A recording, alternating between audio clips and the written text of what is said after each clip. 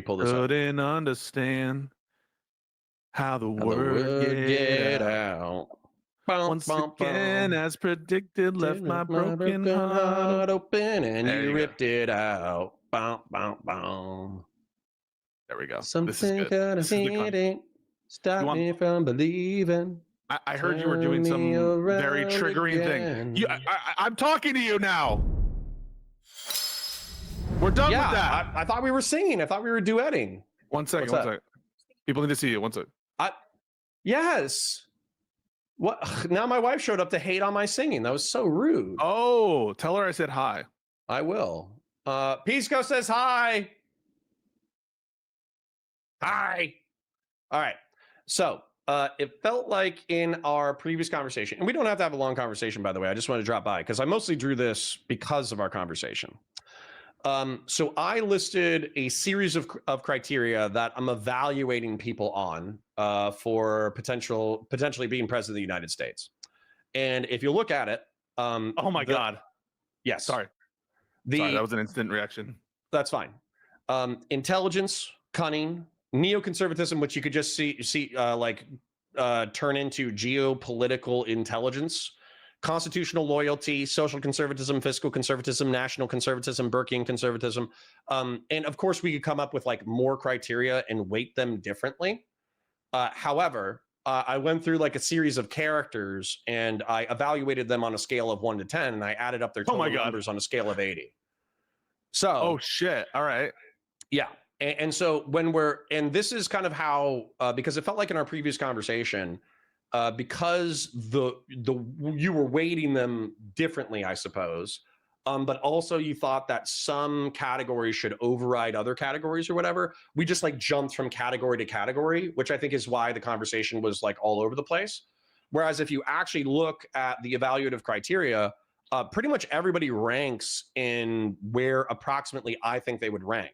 So as an example, Obama is better than way better than Trump, way better than Harris, way better than Vance. But then in my evaluative criteria, Vance and Harris are competitive, but Harris is better. Weirdly enough, Newsom is better than Vance. But then I brought up how if Newsom panders to Mamdani and Hassan Piker, he could drop his scores. And I brought up how Vance could bring up his scores.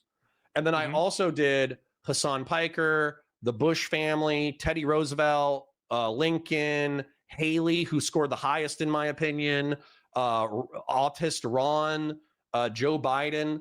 And so within this criteria stuff. Wait, is Ron DeSantis? Yeah. Okay. So within this like evaluative criteria, we could argue about like the scores that I gave people and why. But I think this is it makes this is what you're thinking about. These are the things you're thinking about. Yeah. Okay. It kind of makes clear the criteria through which I'm evaluating people and why I'm ranking them the way that I'm ranking them. Okay. Okay, that's helping me understand.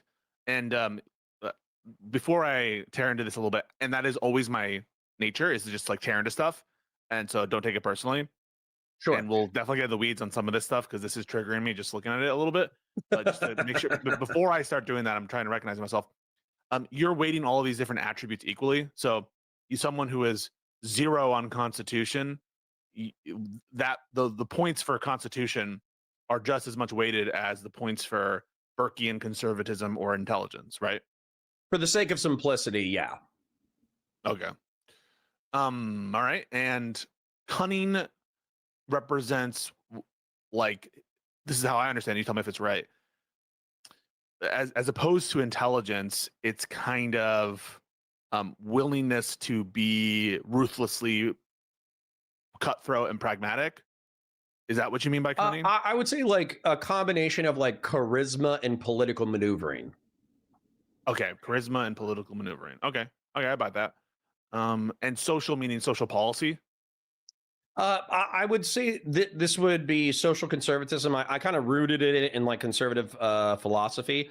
Weirdly enough, being higher on the social conservative ladder might actually be bad because it's effectively like how pro-gay and how pro-minority are you, I suppose. But then I tried to like weight it back, where effectively like woke So a was 10 isn't low. most conservative. A 10 is like the ideal social policy, right?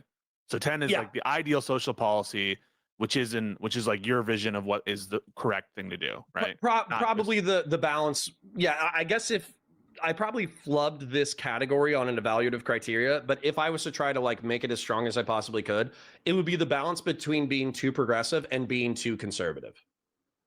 got it. So in other words, I don't want people to get the wrong impression. Like intelligence on the intelligence score, more intelligence is better, and 10 is maximum, comparative intelligence, right? 10 Yes. being the maximum.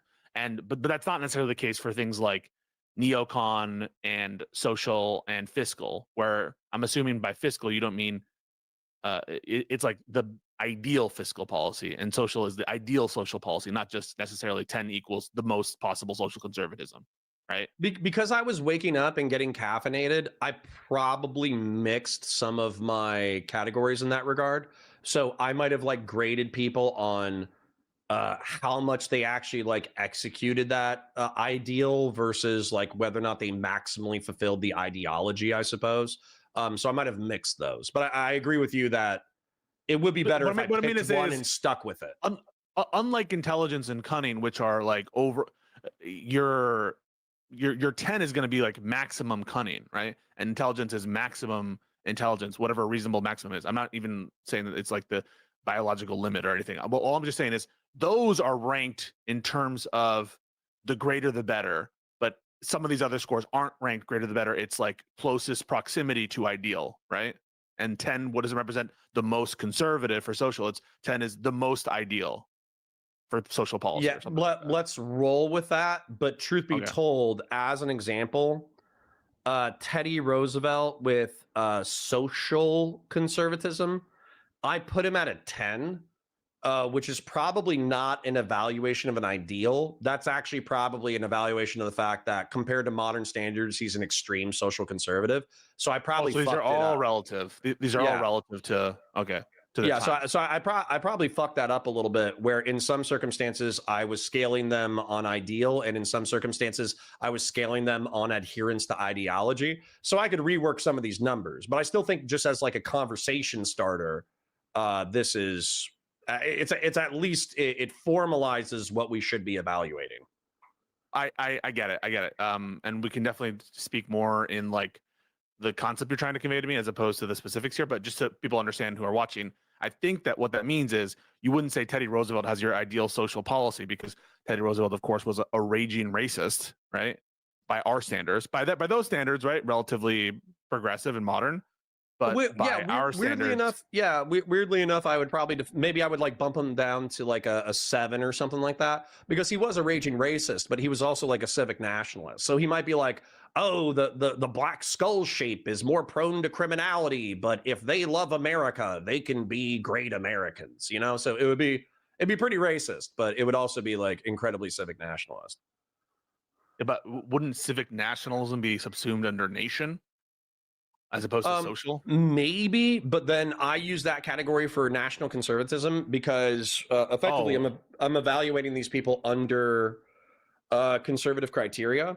And weirdly enough, Trump and Vance are 100% maxed out on national conservatism because their what does that mean? obsession, Then I don't understand that. yeah, their obsession is maintaining American demographics. That's their obsession. That's national conservatism is maintaining American demographics, Absolutely.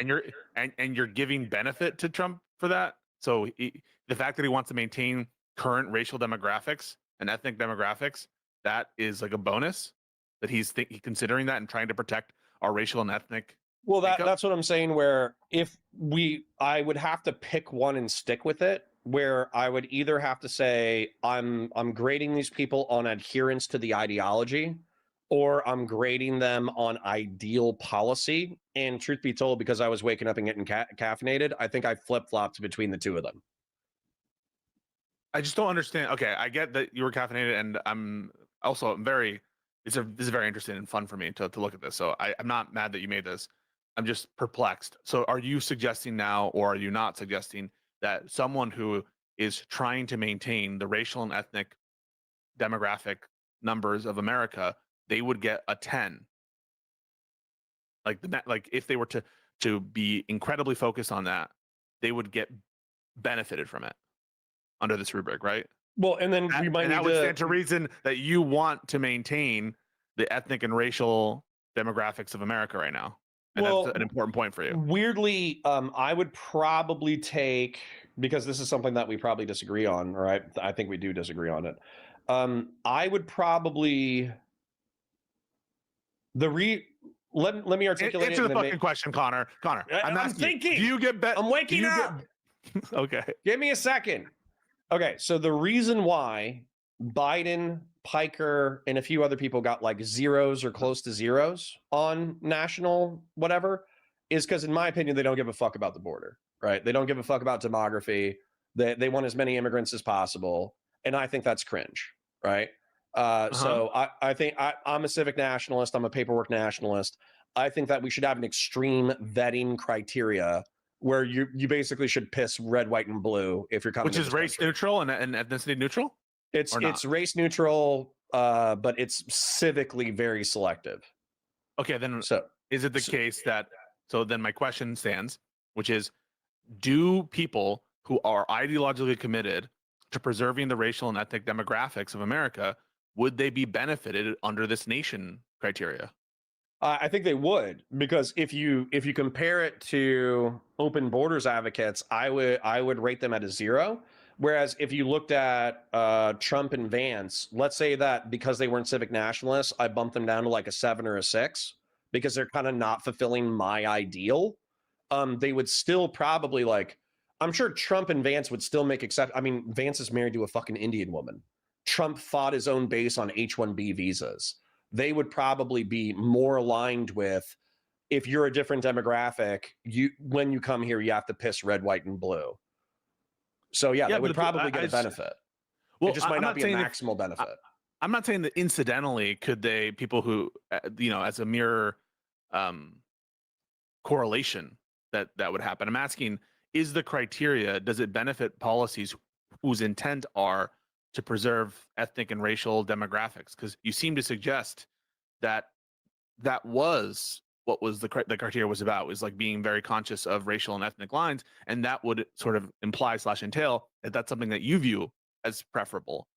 If not, then why don't you just change that to like immigration or something, which is one of my commenters are saying. Because I do put some weight there. So as an example, okay, we brought. I've joked before on race. that, to be clear, on race and ethnicity. Go. Yeah. So ethnicity. I don't value that as a solitary category, because every time that you try to isolate ethnicity, it kind of doesn't work. What I use in difference is like ethno-religious, and then same thing with like racial. I don't think I give a fuck about racial, right? So, but I do care about ethno-religious, and so when it comes to national conservatism, I think that we could take probably a shitload of Muslims, maybe hundreds of thousands, maybe millions, but they would need to be American civic nationalist, and they would need to be moderate in their religion. And so therefore, like, this is a screening criteria that I care about. I do think that we should screen for, and I also would not want like a Muslim majority. Like if we're currently at 330 million people. If we had an opportunity to take another 200 million Muslims into the United States and we just had all of the infrastructure available to do it, I would say no. I would say that's a bad idea. So to what extent do you agree with the following, Sam? And then we'll get back to the rubric. It is important to me to preserve the white character of America. Like a 3 out of 10.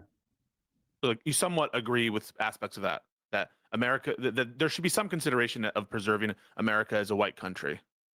We in my opinion, we should preserve it as like a plurality, a Northern European plurality.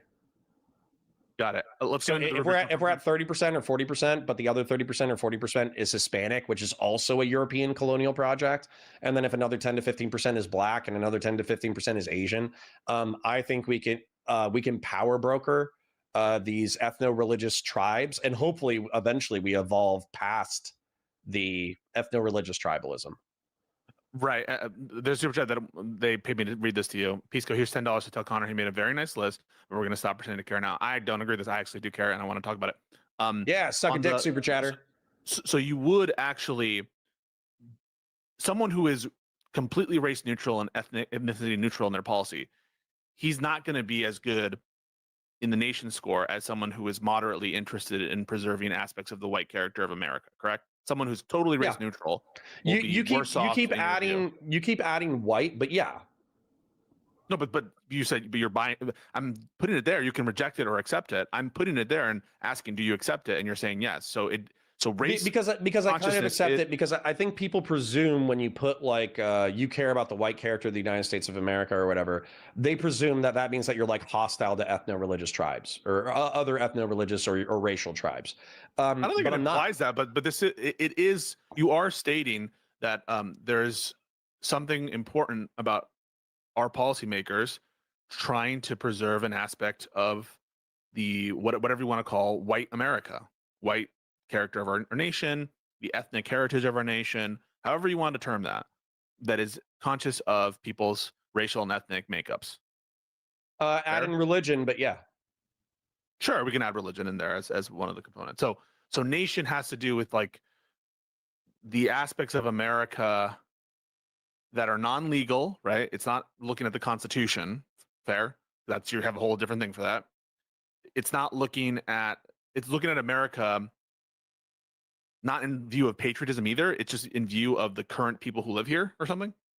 Yeah, I would recommend just to wrap your head around this, and I'll tell you, but maybe you should read the Wikipedia on it.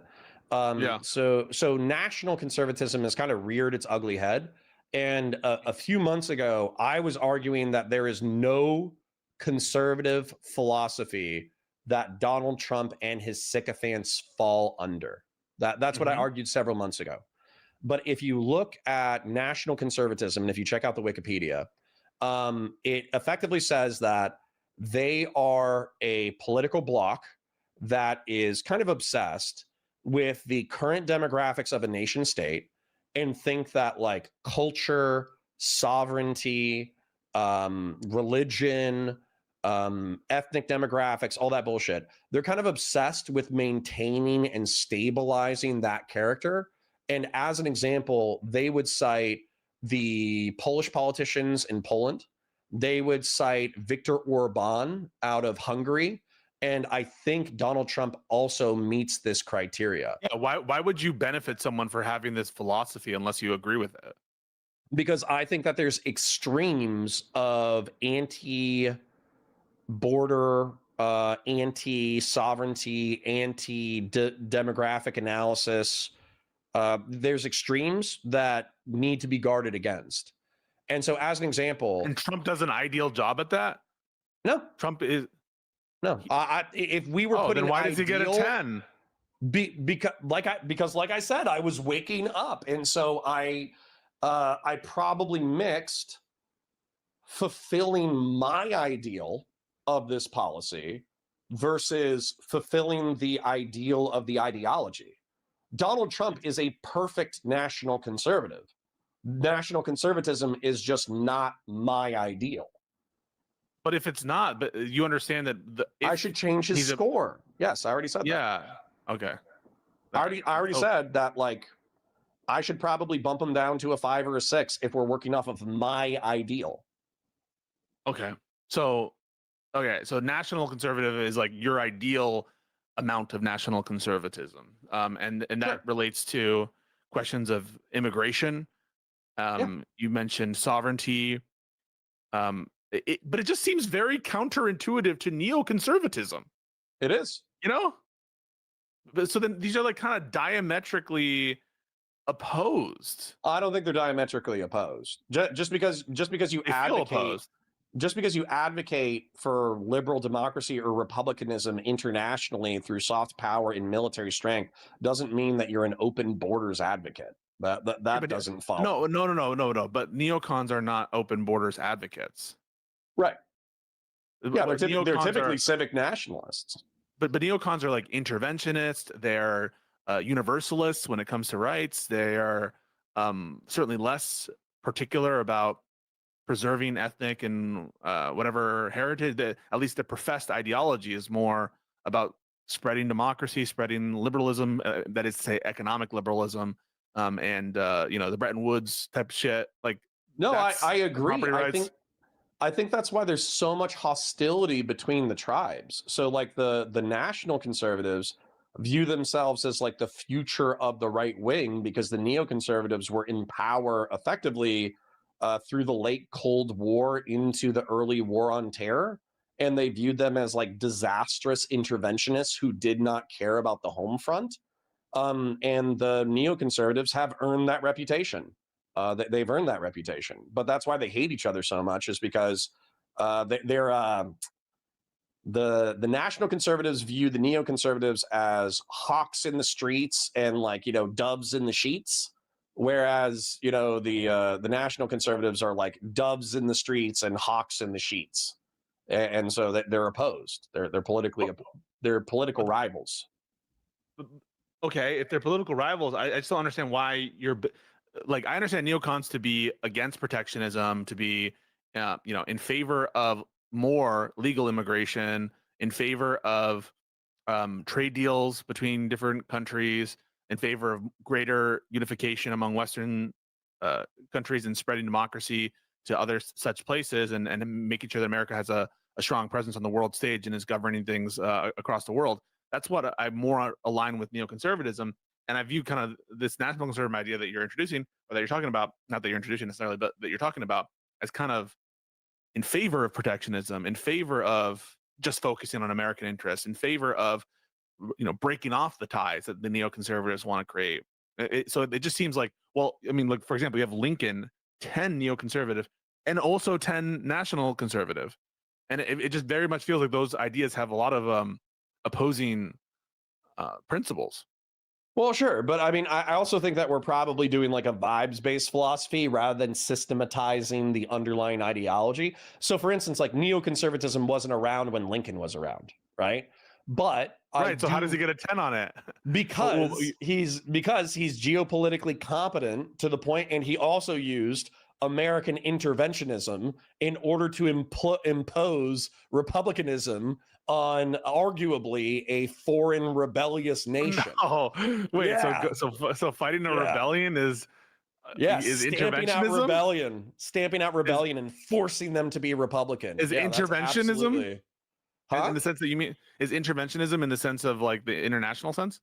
Well, I mean, obviously it's a domestic sense because he participated in the Civil War more than he did the thing. Maybe it's a meme answer. I don't know. But effectively, like when you think of neoconservatives, you typically think of that like Uncle Sam with an AR-15 going over to Afghanistan in order to shoot terrorists in the face. When I think of Lincoln, I think of Lincoln looking like Uncle Sam, grabbing a musket, walking down to Dixie and shooting slavers in the face. It feels very spiritually parallel.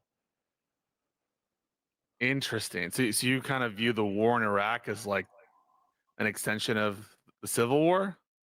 I view the war in Iraq. So I think what the Civil War in the United States and what the war in Iraq share is a antipathy towards like tyranny. I see. Okay, let's get into the numbers then. Okay. Obama and intelligence, like raw IQ type thing. Yeah. He's just a smart guy.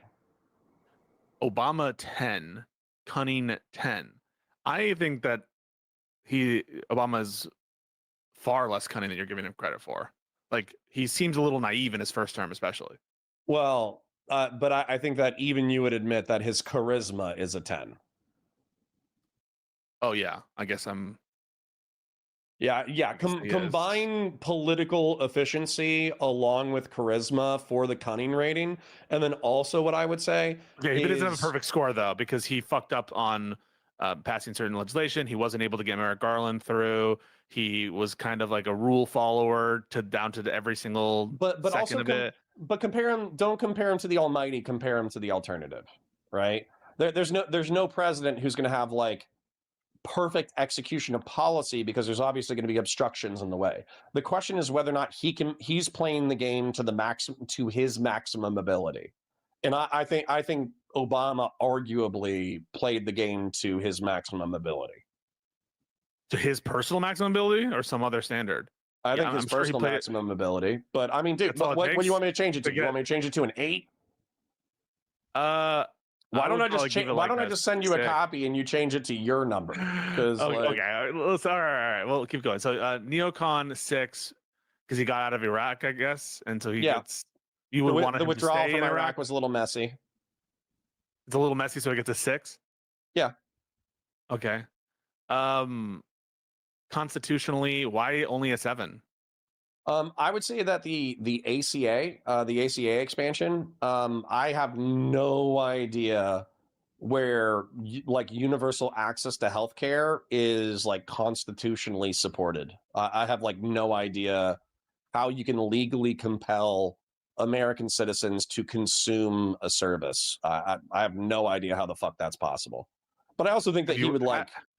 I think he would like transfer power once he was no longer elected. He respected the terms. He respected the balance of power. He consulted the judiciary. So that's why I gave him a 7. Have you read Sibelius? That's the opinion which says why, because it's just a tax penalty. It's just like a sin tax, or like it would be like, by the way, states force you to get driver's license in order to drive. States force you to be insured, to buy products sometimes. But this was just a tax. If you didn't have it, you had to pay a tax.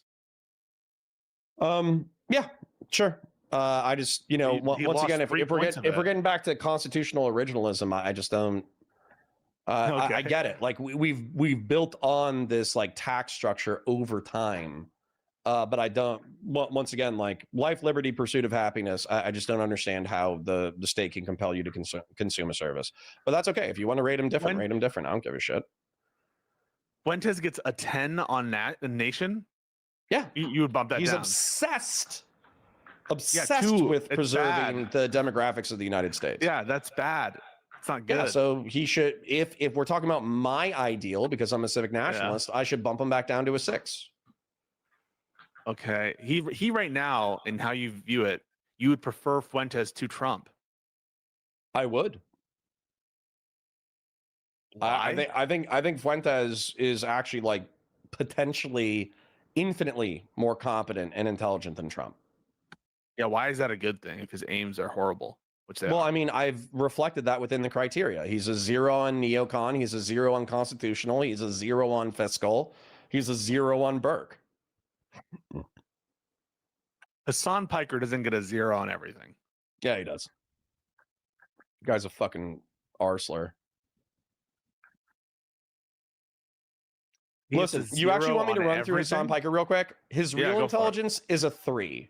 His real cunning is a 5.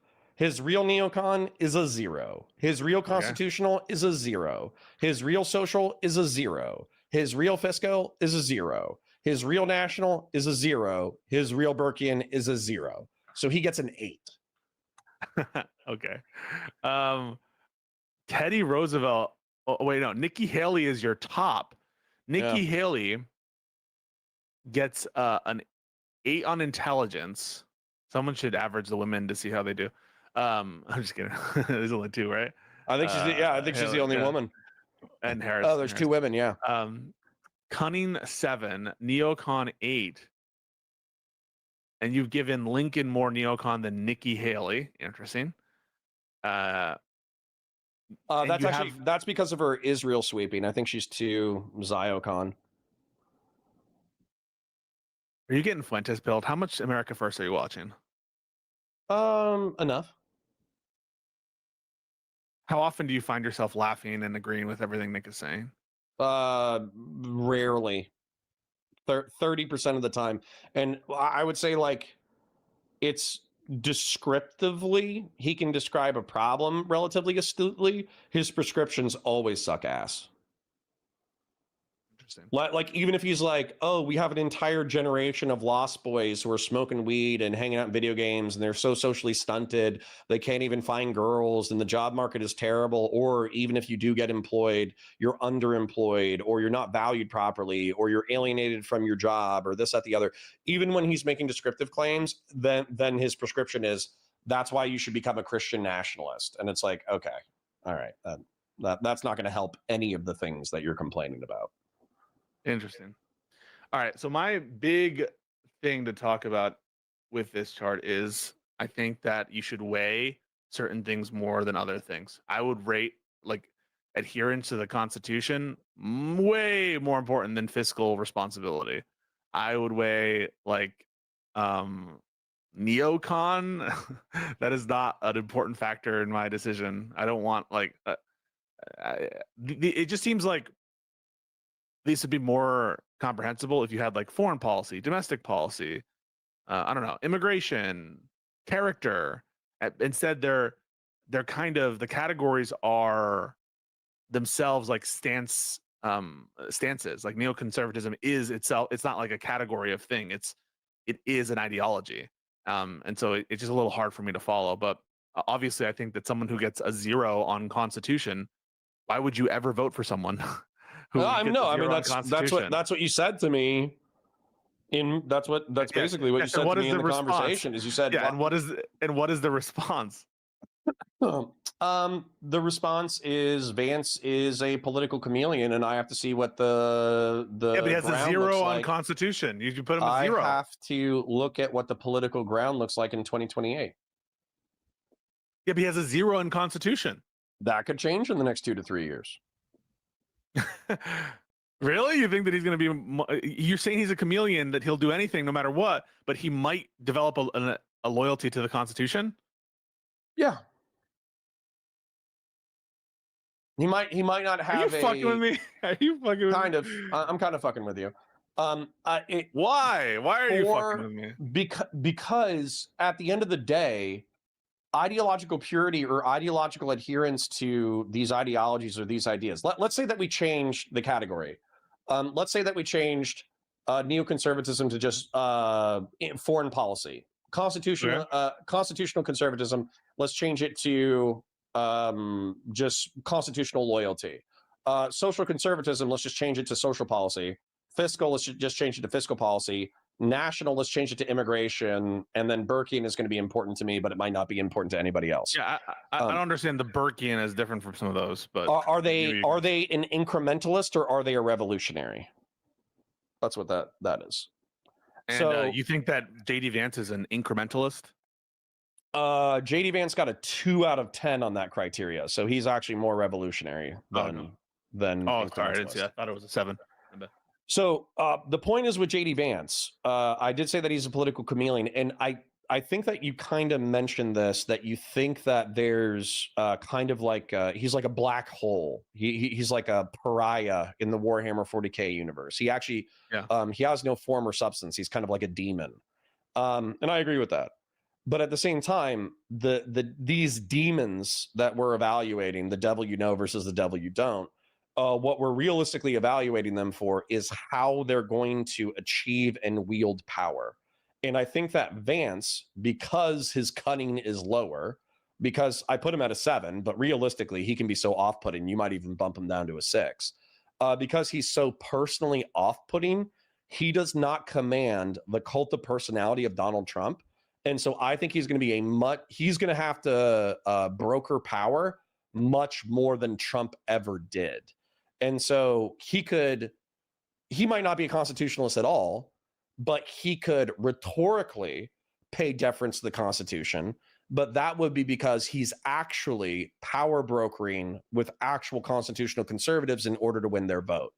So whereas if Newsom was like, yeah, fuck the Second Amendment, I'm going to ban every single gun in existence, then I'd be like, okay, actually, Newsom is scoring lower.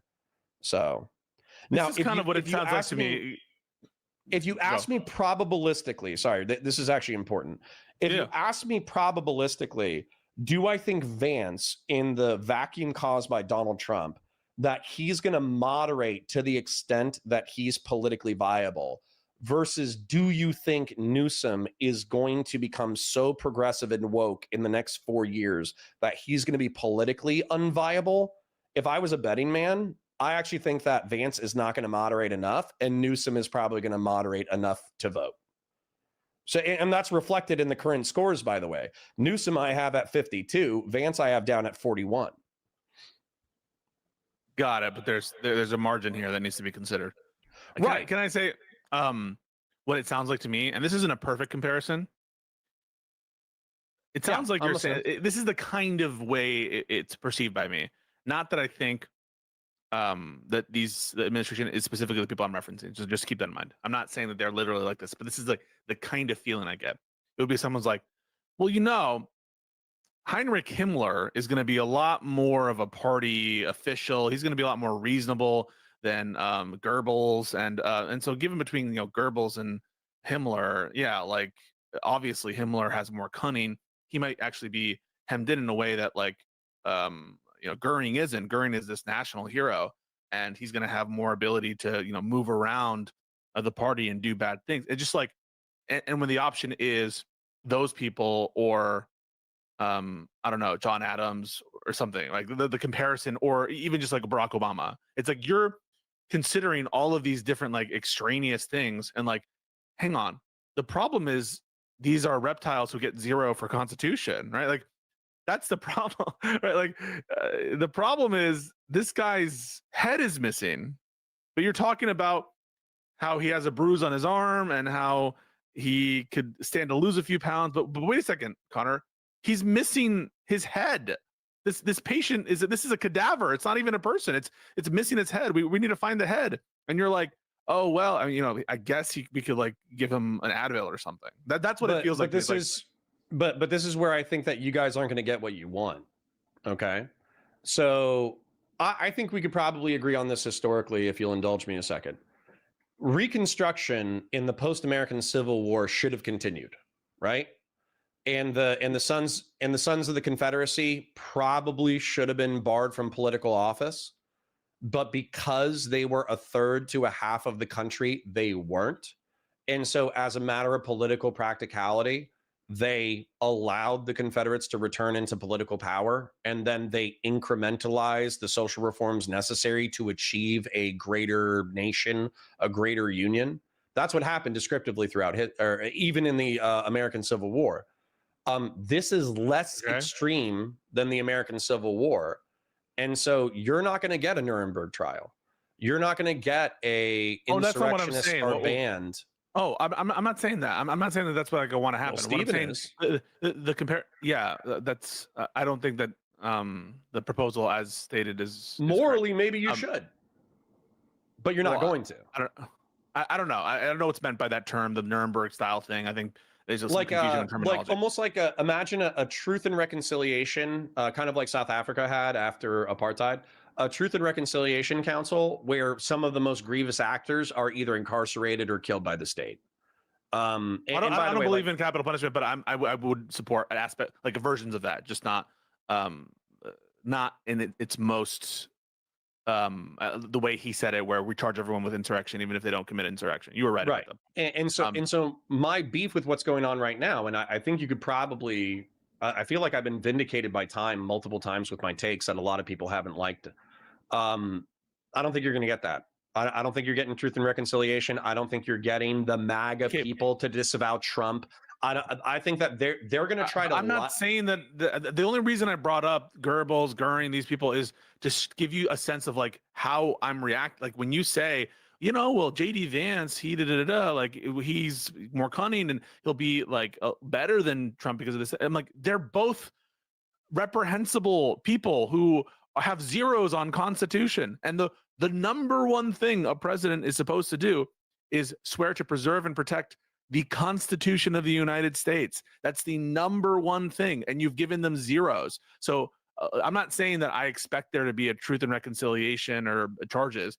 The reason I was bringing that up was to show you how bizarre it is to hear you talk about these, what I consider much more minor, less important points. It would be like discovering that JD Vance and Donald Trump were literal lobster people, right? If you found that out and someone were to tell you, yeah, Vance, he's got really good economic policy. And you just be like, well, wait a second. Why are you talking about that? He's a lobster. And like everyone would look at you weird for saying like, oh yeah, well, I'm considering also the fact that he's a Burkean conservative at a 2 instead of a 0. And you're like, but hang on, he's a lobster person. We can't vote for that. Yeah, yes. And I not only hear you, But I recognize that in a moral universe, like a more just universe, this should just be disqualifying. I should be able to just say, because he said that he would enable Donald Trump in the false elector scheme, and because he's become such a Trump brown noser, and because he's enabled a disastrous agenda that has probably cost the international economy trillions of dollars and killed hundreds of thousands of people, hundreds of thousands of people unnecessarily, he should just be instantaneously disqualified. I understand that. However, what I'm saying is that I have moved into, probably in the past 5 years, 10 years, into the lesser of two evil calculi. Like that's just the way Oh, that I'm totally evaluating. buying that. Wait, no. I'm not saying that. I don't take this view like fucking Prime Kai, where you don't do harm reduction when it comes to voting. I'm Right. just asking, like, what even conceivable that Gavin Newsom, who, by the way, you said Mark Kelly, easy question. I would take Mark Kelly over. I should probably throw Mark Kelly on my spreadsheet, but yeah, you Mark Kelly. should. But like, let's stick with Gavin, who you're less sure about. What does Gavin have that even compares to the fact that JD is a lobster person, that would be like, it's plausible that Gavin Newsom, like, I understand if it turns out that Gavin Newsom actually is the reincarnation of Mao or something, or of like, yeah, okay, I'll hear you out. If there's actually evidence, like there is things that could logically exist in the universe that would cause you to be like, but that's true of everyone. That's true of Trump. By the way, one such person I think is Fuentes. I think that Trump is preferable to Fuentes, and I'm just being honest with you right there. Yeah, but are you saying that he's preferable to Fuentes because he's incompetent? Because he's yeah, like he would execute less of his nefarious agenda. I think that the corruption, in some ways, it is really, really bad by itself and horrible, right? But it also, oddly, sometimes has the quality of preventing certain ideological excesses that I think Fuentes would be prone to in a way that I think is very dangerous. Actually, this was just a stab. This was a stab in the dark. Like, this whole spreadsheet is a stab in the dark. But the reason why it was a stab in the dark is because I think anybody who listened to our conversation, I don't know if it was yesterday or the day before, but anybody who listened to that conversation was probably pretty unsatisfied. And the reason why they were unsatisfied is actually because of what you said, which is like schizophrenic Goldilocks. Like, you have like 20 criteria, but we can't nail down exactly where they are. And you just are saying, like, this one's too hot, this one's too cold, this one's too hot, this one's too cold, this one's too hot, this one's too cold. But it doesn't seem to be systematized in a way that you can actually perceive things. And I think that's kind of what happens when you're kind of like vibes based.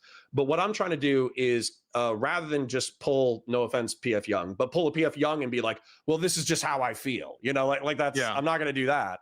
I'm trying to stab at systematizing it. And so the system is flawed. But I appreciate your efforts that you're doing this and that you're trying to. Yeah, but you're just saying that there's probably better ways to do the system, and there should be DQs. There should be disqualifiers. I don't even think that necessarily disqualification. I just think that they should be weighed differently. That's first and foremost, and second, I just fundamentally, I think that any kind of way, any principled basis of your stated values that finds a way to put a quantitative shell around what you're talking about will, if it's rational, obviously conclude that voting for Newsom is preferable than JD Vance on current information. In the same way, if it were Trump.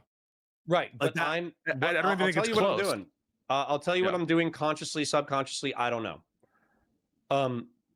I am uncomfortable, like deeply uncomfortable, with the way that the left is currently conducting itself. And that doesn't mean that the right isn't worse. The right, you ask me, I'll say MAGA worse, MAGA worse, MAGA worse. Hold on, let me finish the idea.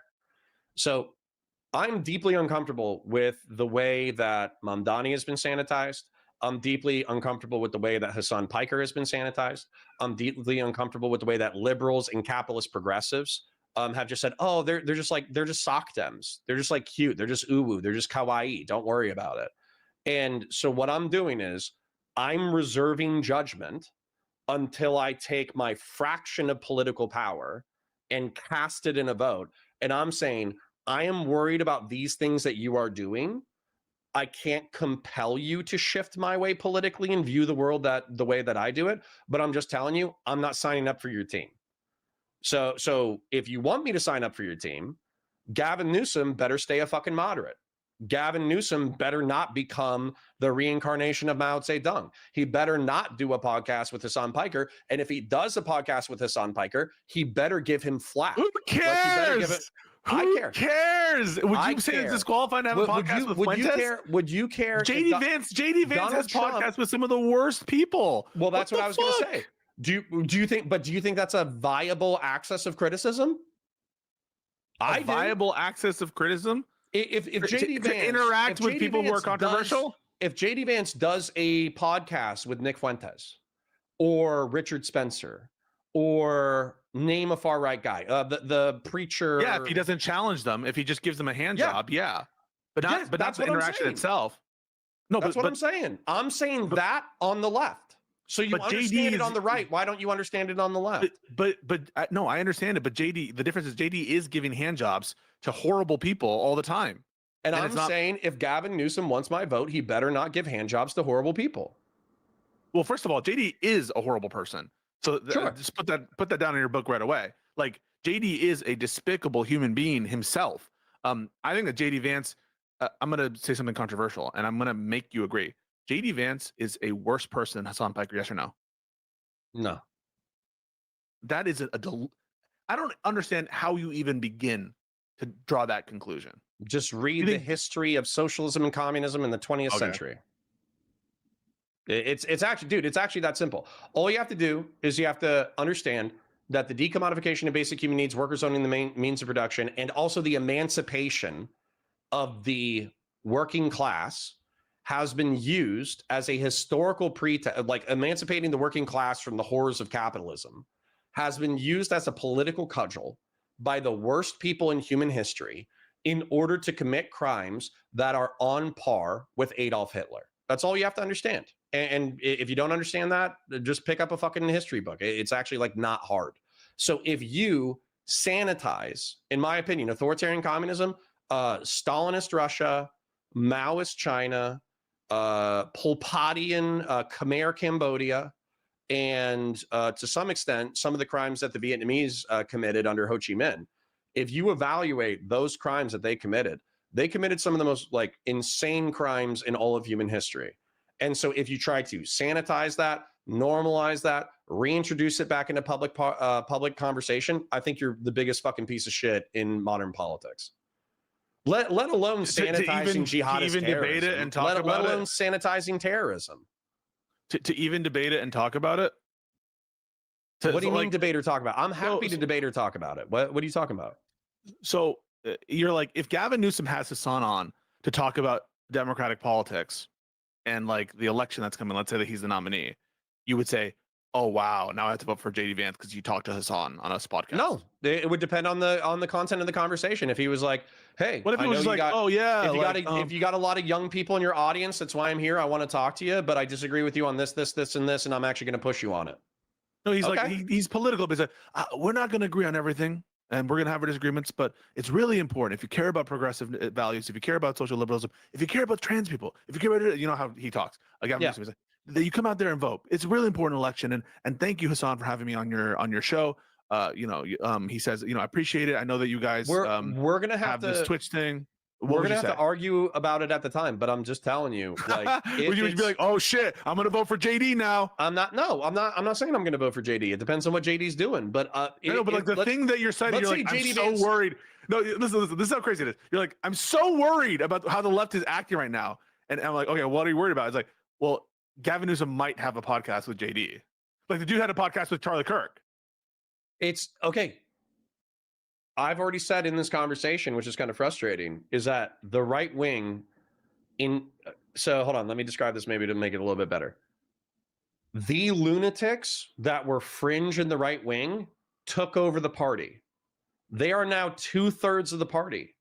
And what you're saying is, well, ignore the left when the left is flirting with the fringes and don't worry about whether or not the fringes take over the party. And I'm trying to wake you the fuck up. I'm grabbing you by the shoulders and I'm shaking you, okay? You know me. All right. I'm not a perfect person. I am kind of irrational with some things. I am a little bit crazy. I do like to spurg out on Twitch and YouTube politics, but I think overall you think that I'm probably a decent human being who's trying to figure out the world as best I can. And I'm not a liar. Okay. I'm not lying about the way that I perceive things. I don't think you're lying. I'm not accusing you of trying lying. to grab you by the shoulders and wake you the fuck up and say, this is serious and it will impact the future of American politics if socialism and communism becomes normalized on the left. There will be people who vote against you. Maybe I will just abstain from the top of the ticket. But I'm saying if you continue down this path of normalizing socialism and communism and do an apologia for the authoritarian regimes of the 20th century, I'm not a part of the team. I'm not a part of the coalition. I won't be a part of it. And I'll throw fucking rocks at you. Like that, it just is what it is. I am fundamentally opposed to fascism, political corporatism, and flexible authoritarianism as a political philosophy because I think it's terrible. I am fundamentally opposed to socialism and communism because the material conditions don't exist in which socialism can exist, which means necessarily you will have to institute an authoritarian government in order to impose these things, which is going to repeat the horrors of the 20th century. I'm not interested in this political project, and any sane person shouldn't be interested in that political project either, nor would they be cozying up to the people who are interested in that project. If I granted this, it would only be in the context in which you were proposing, I think, to vote for one of those such people, these Marxist, Leninist, tanky socialist people. But in an election with Newsom, what you're saying is, because JD Vance is that guy. He is the guy who is a danger, and he is the representation of a kind of awful form of authoritarian politics, backed by some of the worst, most craven and disgusting interests that have ever existed on planet Earth. But you're saying not if it's between him and a communist. It's between him and Gavin Newsom if he like talks to a communist nicely.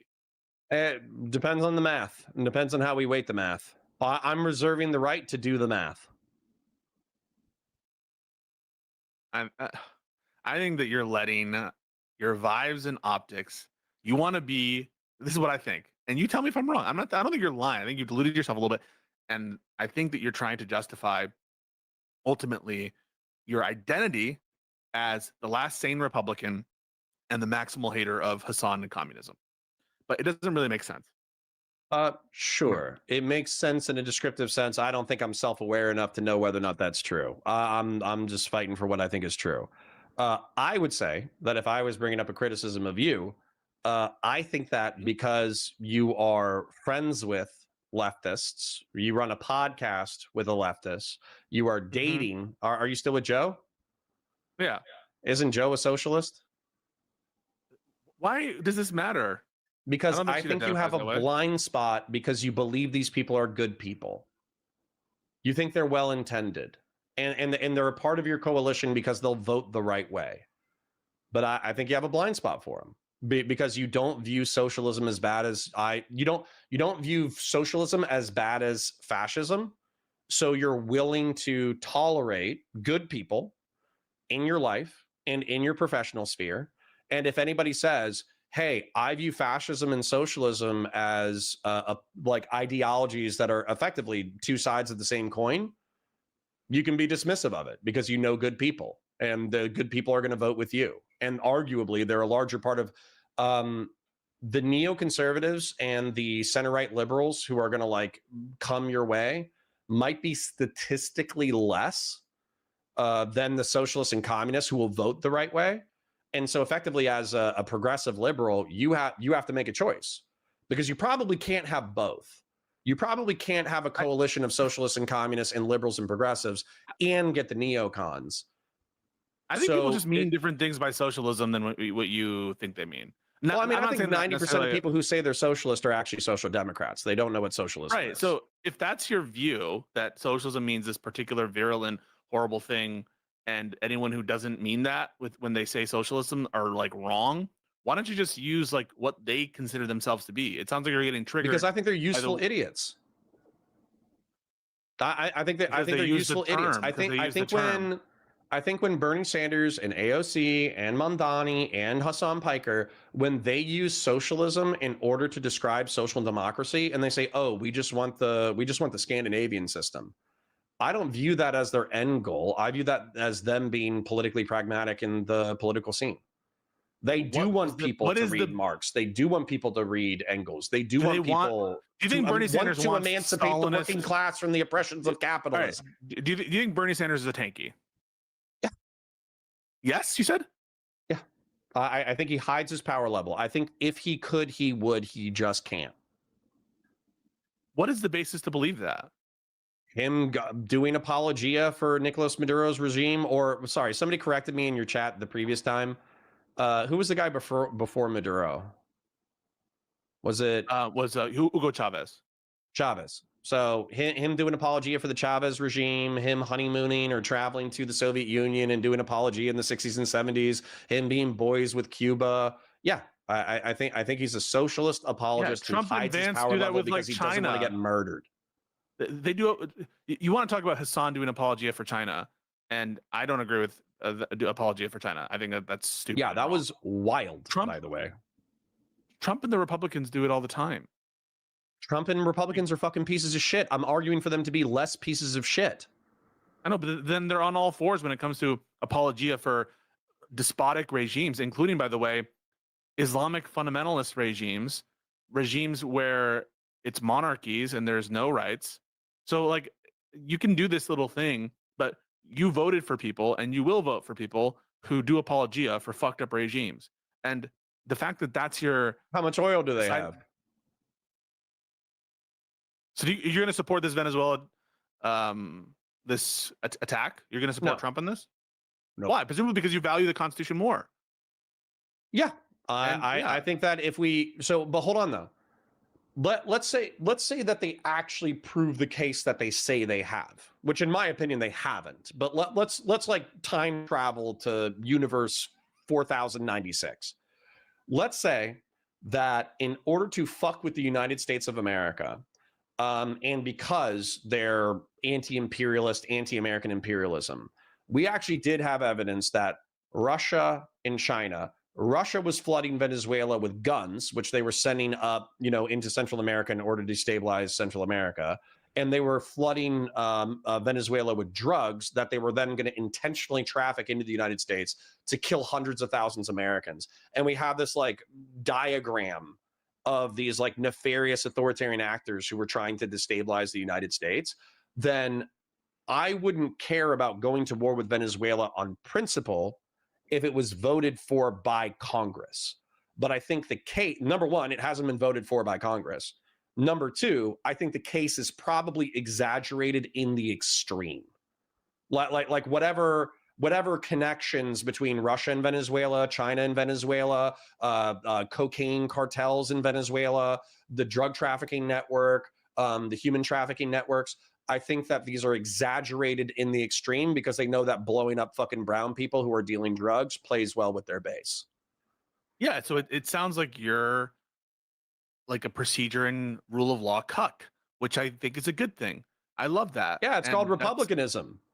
Yeah, then if that's so you can like, another thing, right? Like if there were some policy that you really, really wanted, but you knew it would violate one's oath to achieve it in the way that it was being proposed, I think you would also be against it on principle that, listen, if we stop like paying homage and having allegiance to the Constitution, then we can just throw everything else that's good out the window. Because at this point, we're just like, what even are we at that point if we're just abandoning the Constitution? It depends on the moral horror, right, of like this institution. So as an example, people have argued that the United States, the Union of the United States, was originally formalized as a confederation, that effectively every state was sovereign, and that the supremacy of the federal government was arguable, and that Lincoln is effectively a war criminal because he didn't respect the sovereignty of the southern states. And when they seceded, which was allegedly, at least according to this line of argumentation, was their right to do, he said, yeah, and the MAGA people think that they stole the election and therefore they have the right to do whatever they do. Well, sure, but the point is that, like, even if let's grant the argument that the states were allowed to secede. I would still view Lincoln creating a centralized army, marching into the southern United States, keeping the Union whole, and ultimately abolishing slavery. I would view the procedural violations as ultimately justified by the moral horror that was abolished through the violation. So there is like moral horror. Yes, but like here's the thing, right? To the extent that there were infringements by Lincoln in terms of contradicting the Constitution, and I think that there's a potentially good case on habeas, no doubt about it.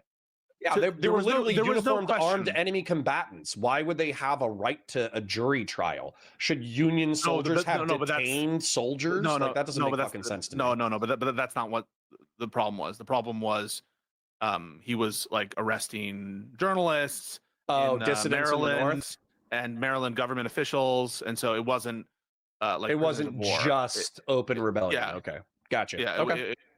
It was people who were in Union controlled territories as well who were saying so. Now I think that there's potential arguments that he has, and I forget them. I should redo it. But in other words, absolutely, that's a bad moment. Here's what we're not concerned about with Lincoln, though, that ultimately, what was his fixture aim? To preserve the Constitution and the Union. And so, yeah, those problems where he suspended habeas, which I would not have done, and remember, yes, dire fucking times. And I think that there's an implied right to suspend habeas for the president for like in moments of absolute imminent critical, and Congress has not had a moment to like even consider the issue, like, or let's say Congress is killed in like a strike. I think that there is some potential there. I'm not even the extremist who says, you know, the president can never in no circumstances do like there.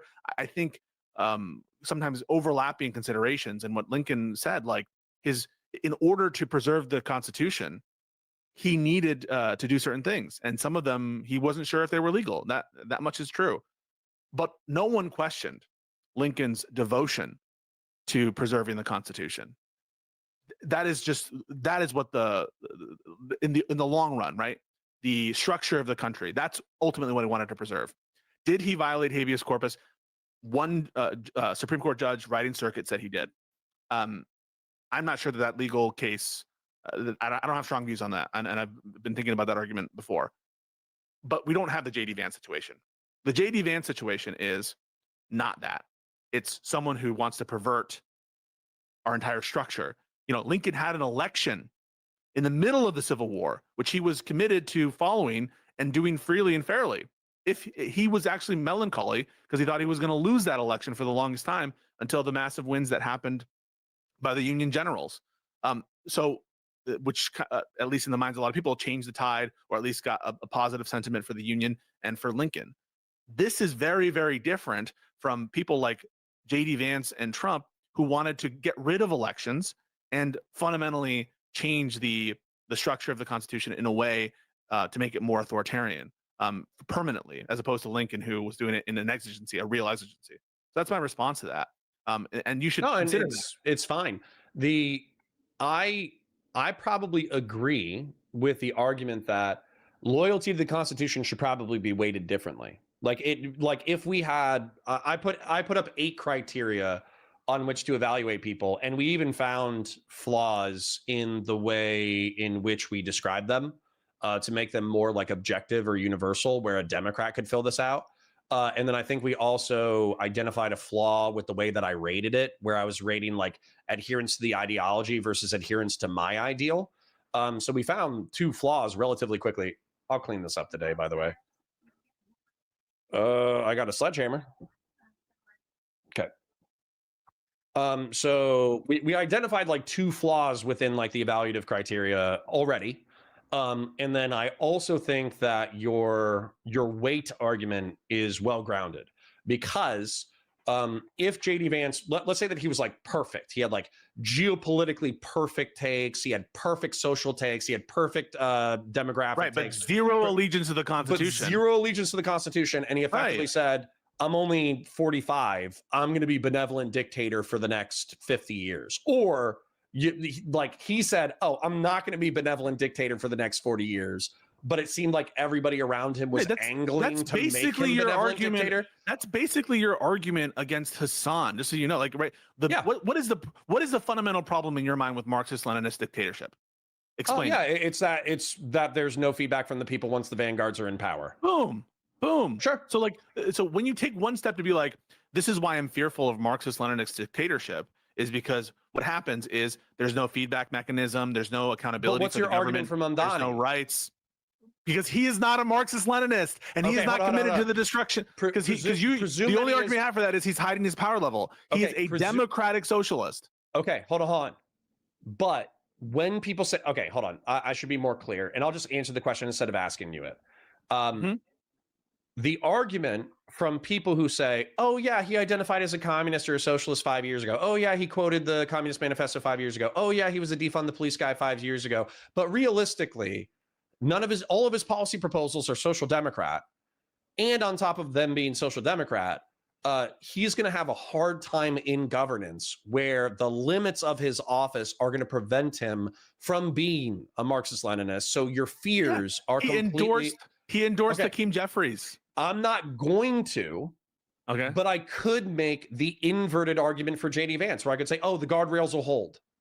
Don't worry about it. The guardrails will hold. Even if they want to make him a benevolent dictator for the next 50 years, well, no, but it doesn't matter because the guardrails will hold. Here's the difference. Argumentatively, it's like you do not have evidence. You do not have evidence that Mamdani would subvert the democratic process and the structure of the Constitution. What you have is him quoting people, and he called himself a socialist. Has he called himself a communist? I didn't see that. He quoted Eugene Debs. Quoted the manifesto a couple of times. It's okay. So he quoted Eugene. Definitive. All right, but that doesn't show that he is not committed to the Constitution of the United States. That showing has not been had. We've had that showing with J.D. Vance, both in his statements and also his time as vice president, where he is part of this administration and every step of the way co-signing the subversion of the Constitution. So there's ample evidence that J.D. Vance, including his backers, who you acknowledge say they're in a post-constitutional moment. Democracy is dying, it's weak. Yarvin, everything that you said there. So all the evidence that we have is super, super strong that J.D. Vance is not committed to the rule of law or the Constitution. And the reason why Marxist-Leninism is bad is largely because of the things that are consistent about people who are not committed to the rule of law. That there's no feedback mechanism. There's all the things that we just talked about. And so if that's the case, and if the evidence of Mamdani not being committed to the Constitution is essentially just your vibes, in what sense could you say, oh yeah, I would vote for Vance over Mamdani, which I think is your position? Sorry. It is your position, isn't it? You would vote for Vance over Mamdani. Yes. I know that Mamdani can't be president, but assume he could. Yes. And the reason for that is Mamdani, you think, is hiding his power level, and he really is a Marxist-Leninist and committed to a communism dictatorship, correct? Yeah. But eventually. But that is bad, right? Communist dictatorship is bad because communist dictators are not hemmed in by the law, and that they impose authoritarianism, and they get rid of political dissidents, and there's no rights, right? Let's break it down a little bit smarter than that. That's why it's bad. There's no rights. There's no right. But yes. Okay. Hold on. Let me explain. Yeah. Let me explain because here's the things that let me try to explain it within a practical scenario rather than an ideological scenario, because within the ideological scenario, I think I understand what you're saying, and not only do I understand it, I agree with it. What I'm saying is that there are things that you can't undo when it comes to economics and the welfare state. And just as an example, what was FDR? FDR arguably instantiated the welfare state in order to save capitalism, because there was a revolutionary sentiment in the United States of America that was either leading towards communism or leading towards fascism. And so it's arguable that the modern American welfare state is actually what saved capitalism. Okay. But that is a balance. It's a balance between the market, free enterprise, regulation, deregulation, unions, and all that kind of stuff. It's a delicate ecosystem. And what I don't like about socialists and communists is I feel like they want political power in order to yank the ecosystem fully in one direction, and it's been historically disastrous. When it comes to fascistic people or fascistic regimes, they have maintained, arguably, some of the organs of government that were necessary in order to propagate society. Like if you look at Franco, if you look at Mussolini, if you look at all that kind of stuff, they preserve, oftentimes they would like preserve the church, or they would preserve the free market, or they would preserve this, or they would preserve that.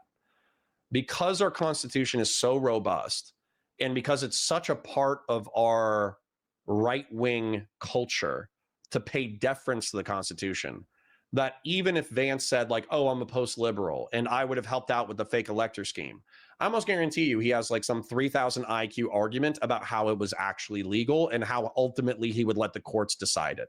I'm sure he does. And also, like I said, he doesn't have the cult of personality of Donald Trump where he would be able to totally subvert the country.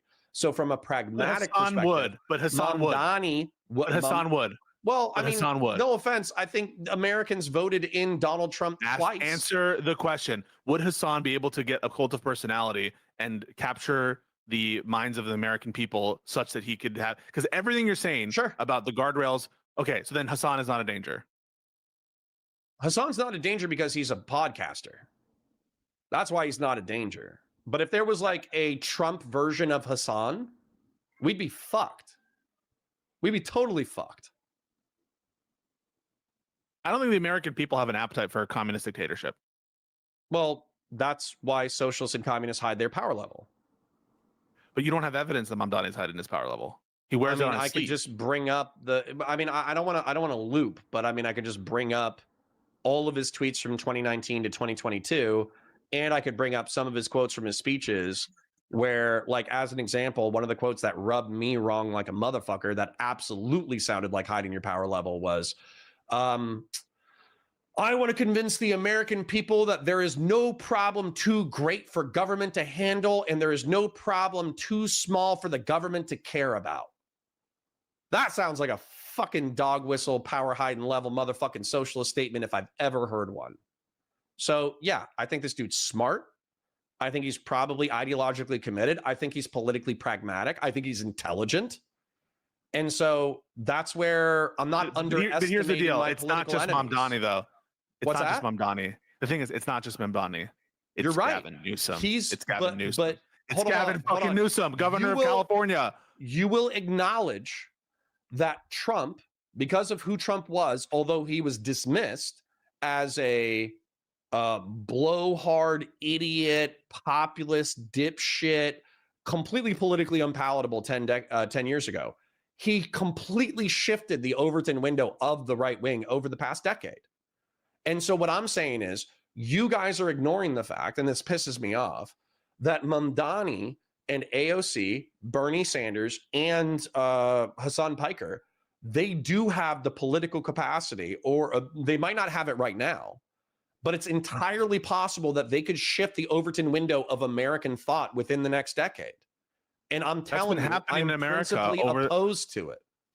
Okay, that's been happening over the course of the last century. But America, still, you know, relatively speaking, look across the pond, we are a relatively conservative society.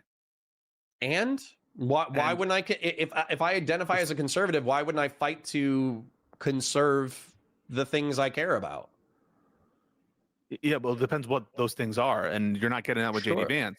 Gavin Newsom, though, Gavin Newsom would be committed to conserving the Constitution of the United States in a way that Vance would not be. That's a very important thing to conserve. Based off of, but here's the thing. I'm not in the conversation. I think this is what's frustrating me about our conversation, is that I'm not reserving the right to vote for JD Vance no matter how horrible he is. That's not what I'm doing. What I'm trying to do is I'm trying to tell you that there's like 10 different or 20 different, probably 50 different categories on which we evaluate who we want to be president of the United States. And there's material circumstances on the ground. And I'm reserving the right, because you're presuming it's Gavin Newsom. We don't even know if Gavin Newsom is going to be the primary. We don't even know if he's going to win. So the next on polymarket type stuff, it's like AOC. But I'm concerned if it's AOC, you're going to be like, nope. I might abstain from voting. It depends. So that's the thing. I'm not reserving the right to unilaterally vote for JD Vance and cope my way to the voting booth that is opposed to my current stated principles. What I'm saying is I'm reserving the right to evaluate the political ground in 2028 and do this math. And here's the thing. We identified several flaws with the math that I did, but I think you'll acknowledge that based off of the math that I already did, Gavin Newsom scores it's on he scores 20% higher than JD Vance based off of the current math. Yes, in this deeply flawed chart that you made on MS Paint. In this currently deeply flawed chart that we can evolve over the next like couple of years or whatever. And maybe we could just change if I weighted the constitutional section higher, Gavin Newsom would pull further ahead. Yeah. So based off of the current math, Gavin Newsom is a better candidate than JD Vance. I am stating that, but I am stating my right to evaluate the math in a year and a half. But that was never in question. That's true of Trump as well. I know, but you're fucking annoying about it. no, because you don't want to. Because the thing is, you're treating because you want me to DQ him. You want me to DQ him, and you want me to DQ anybody. I want you to treat admin. That's what you want me to do. I'm always going to be about harm reduction, and we can have the individual conversations. I want you to treat Trump. I don't want you to think the problem of your party is limited to Trump, and that's this feeling I'm getting from a bunch of Republicans is they think it goes to Trump, but not much further. No, the rot is deep and wide. And the Republican Party is complicit, and J.D. Vance is one of the most complicit people, okay? And what I want you to do is not say, commit you right now, under no circumstances, even if there were a nuclear bomb, and the only way to get rid of the nuclear bomb was to vote for Trump.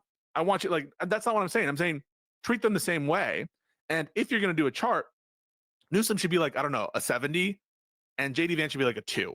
That's what the chart should read. It shouldn't be they're within... like it's not even close. Whatever your current math is that has him within a strike's distance of catching up to generic Democrat Gavin Newsom, governor of California, who has relationships with businesses, who's not a fucking secret tanky. I don't know where you're getting this notion that Gavin Newsom is hiding his power levels because he's a communist. It's Gavin. I don't think I Newsom. said that. I think that he could pander to that base because he thinks that it's a base worth pandering to. This they have no power. These people, and yet, in the late 2010s and the early 20s, they were being pandered to. And yet, like, dude, I'm sorry, I'm fucking 40, right? I'm old as shit. You're 40? No, but I'm almost 40, so I'm just gonna keep calling myself 40. So I'm fucking 40, man. Like, I have a long memory. And so my long memory includes the 2010s and includes the late 10s and includes the early 20s. Where, no offense, you guys were pandering to these people and making excuses for them. And the reason why you're not pandering to them as much anymore is because social media got bought by the world's richest man, who's a total, he basically let all the Nazis loose. And so now the Overton window has shifted right. That's the only reason why the progressive left and the fucking socialists and progressives and leftists and communists, that's the only reason why they're not being pandered to. It's because the Overton window has been blasted wide fucking open. So sorry, I remember 19. I disagree on a lot. I remember 21. I disagree on a lot of this 22. So there was various different kinds of pandering that was being done. I think the one that has been discredited, at least for one side, apparently it is available for the other side, and apparently you endorse a form of it, is identity politics. This notion that like we really, we ought to be catering specifically to certain groups and the kind of like that cat's out of the bag. Down. No. But the thing is, you say that, but then you're like, oh, I actually do care about identity politics because I want at least the next president to somewhat consider preserving the race and ethnicity as it currently stands in America. You know what I wanted 5 years ago? I wanted, maybe 10 years ago now. I wanted 1992, 1994 pop media anti-racism. Do you remember Captain Planet and do you remember Power Rangers? Yeah. You remember how they had the white girl and the Asian girl and the black guy? She was the yellow right, Power she Ranger. was the yellow Ranger. The black guy was the Green Ranger, but it would have been funny. Those were the days. Those were the days, yeah. Those were the days, okay? So it was kind of like a very liberal conception where everybody was on the same page. We're all a bunch of different races, but we're all pushing in the same project, right? But what happened in the past like 2 or 3 decades is actually a lot of minorities, they said, hey, that's cool, but we're actually not on the same page. And we've actually been fucked over a lot historically. And we actually need to reckon with how we've been fucked over before we sign on to being on the same page. So that whole like 1990s thing, that was like a mirage. It was like an illusion of pop culture. And so now that we're in the morass of Northern Europeans becoming a plurality within the United States through demography, we're in a morass. I don't even know if I'm using the morass word correctly, but anyways, we're in a stew. We're in a cauldron of 1% of the population being Muslim, 0.5% of the population being Jewish. You know, we have 13% of the population that's Black, that's relatively stable. We got 24% that's Hispanic, that's probably going to grow. We got 5% that's Asian. We're going to have to take a look at this, and we're going to have to figure out how we negotiate culture together, because the truth is that we weren't on the same page. We just pretended that we were. So we have to get on the same page. I'm trying to address what you're saying, which is that the Democrats did this like deal with the devil in the turn of the decade, and they were like pandering to certain ideas, and then they abandoned them quickly. One, I think it's only a certain set of ideas that I think were always cringe and have been cringe, and I certainly wasn't trying to pander to it back in the day. Like I say, sometimes I lost friends because I was like, white people should be able to wear sombreros and stuff like that. And you know what? Who the fuck cares? Like, it's not a huge deal. Anyway, but yeah, there were some ideas that were bad that aren't in play as much anymore, for sure.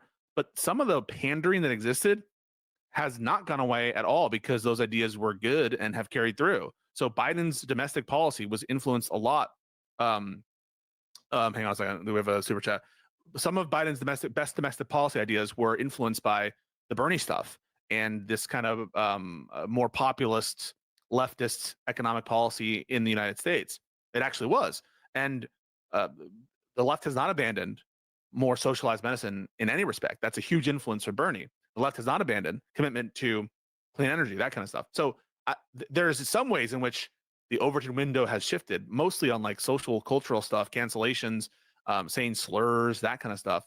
You know, query whether that's the right approach is to go like full on swing the other way and start calling your political rivals seriously retarded, as Trump did of Tim Walz. And like, so query whether that's a better state of affairs.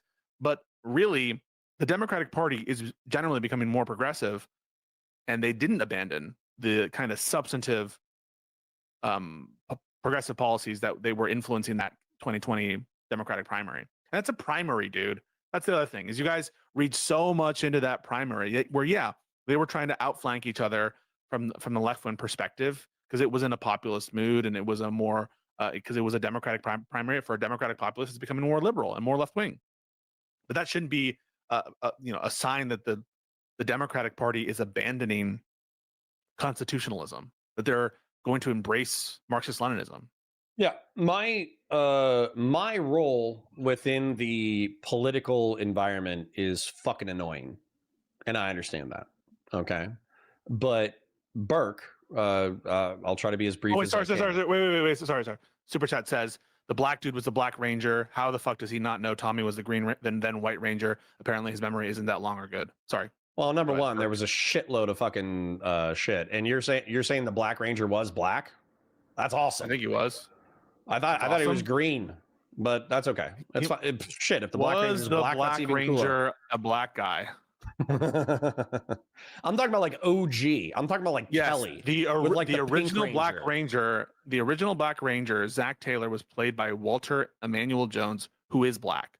His casting as the Black Ranger and Thuy Trang's Thuy. I don't know. I'm sorry for it's the Vietnamese name. Okay, maybe casting as the Yellow Ranger has been criticized as a mistake by the show's former head writer. Oh, but Black Ranger being black isn't wrong, but Yellow Ranger being Asian is wrong. Get the fuck out of here. No, that both were wrong. That they apologized for both of those. Okay, well, I think both of them are based. But anyways,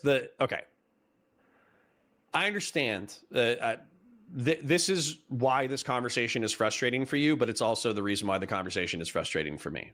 Okay, and I'll try to be as brief as I can. Edmund Burke, the philosophical founder of, I'm sorry. Whenever you do this, it's like, I'll try to be as brief as I can. In the beginning, God created man in the heavens. Like, it's true. It's important. Okay. All right. Burke is the guy. Burke saw the French Revolution and said, what went wrong here? And what he said is the traditions and institutions of French society were so brittle and stagnant that people held on to things that were dead and they collapsed. Then he also argued that the revolutionaries were too revolutionary, where because they had no attachment to previous institutions, they basically threw the baby out with the bathwater. But institutions are ultimately seeded with centuries or millennia of human wisdom. And so it's kind of like somebody brought this fence rule up, which is like, don't remove a fence if you don't know what the fence is guarding against. I think it's like Chesterton or something like that. So that's kind of the conservative mindset. That's my job. Okay. My job within the political landscape is to say, hey, right wing, you're holding on to institutions that are dead and brittle and are about to fall apart. And you're basically ruining society by holding on to things too tightly. And then it's my job to turn around and tell the lefties, the progressives, and say, hey, you guys are playing with fire. You're being really dangerous because you don't give sufficient credence to the institutions that came before you. And on top of that, here's some ideas that are good. These ideas are dog shit. That's actually my job within like the political ecosphere. And it's not a very popular job. A lot of people just don't like it because it's like being the wet blanket at a fucking party. Like these people don't want to party at all. And so you're trying to feed them shots. These people have already done 14 shots and they're about to shit their pants and throw up. It's my job as the wet blanket to say, hey man, have a couple of beers, have a good time. But it's also my job to say, don't do 14 shots in a row. You're going to get wasted and poop your pants. Nobody likes that guy, but that's me. I also sometimes feel like I have that role of, and that's why I think that like JD Vance should be an anathema to you. He's an arsonist. So is Trump. They're arsonists. They destroy things sometimes just to do it, just to say they do it. Sometimes their policies just seem like calibrated to be the most malicious and vicious thing possible, the most wrong they can be. And they almost take like this giddy, they get like this emotional release from burning things down for the sake of itself. The administration should be proof positive for that claim. But put that aside, let me talk a little bit about crystal ball in response to what you're saying. And anyway, the broader point is I'm not so sure that liberals can't have this kind of effect on and incorporate some of the progressive policies that I don't think that you would in principle have an issue with, at least from the perspective of communism, Marxist Lenin, imminent like takeover by a dictatorship that you can, in other words, stomach in a candidate. I don't think that there's something to say that liberals can't moderate the tendencies, authoritarian tendencies of some members of the left, if they exist among the broader democratic consensus. And I don't even think that it's true. It might exist within some influencers for sure. But let me talk about how Crystal Ball fits in that narrative. Crystal Ball said openly that she didn't really care much about procedure. She didn't really care, value the almost, some might say, fetishization of the Constitution prior to Trump's second term. And in retrospect, I heard both her and Kyle Kalinske say, the resistance libs were right, that these things actually do matter, that the kind of checks on this authority really do matter more than we gave them credit for. I heard them, self-consciously, state that. Now, maybe Hassan Piker didn't state that.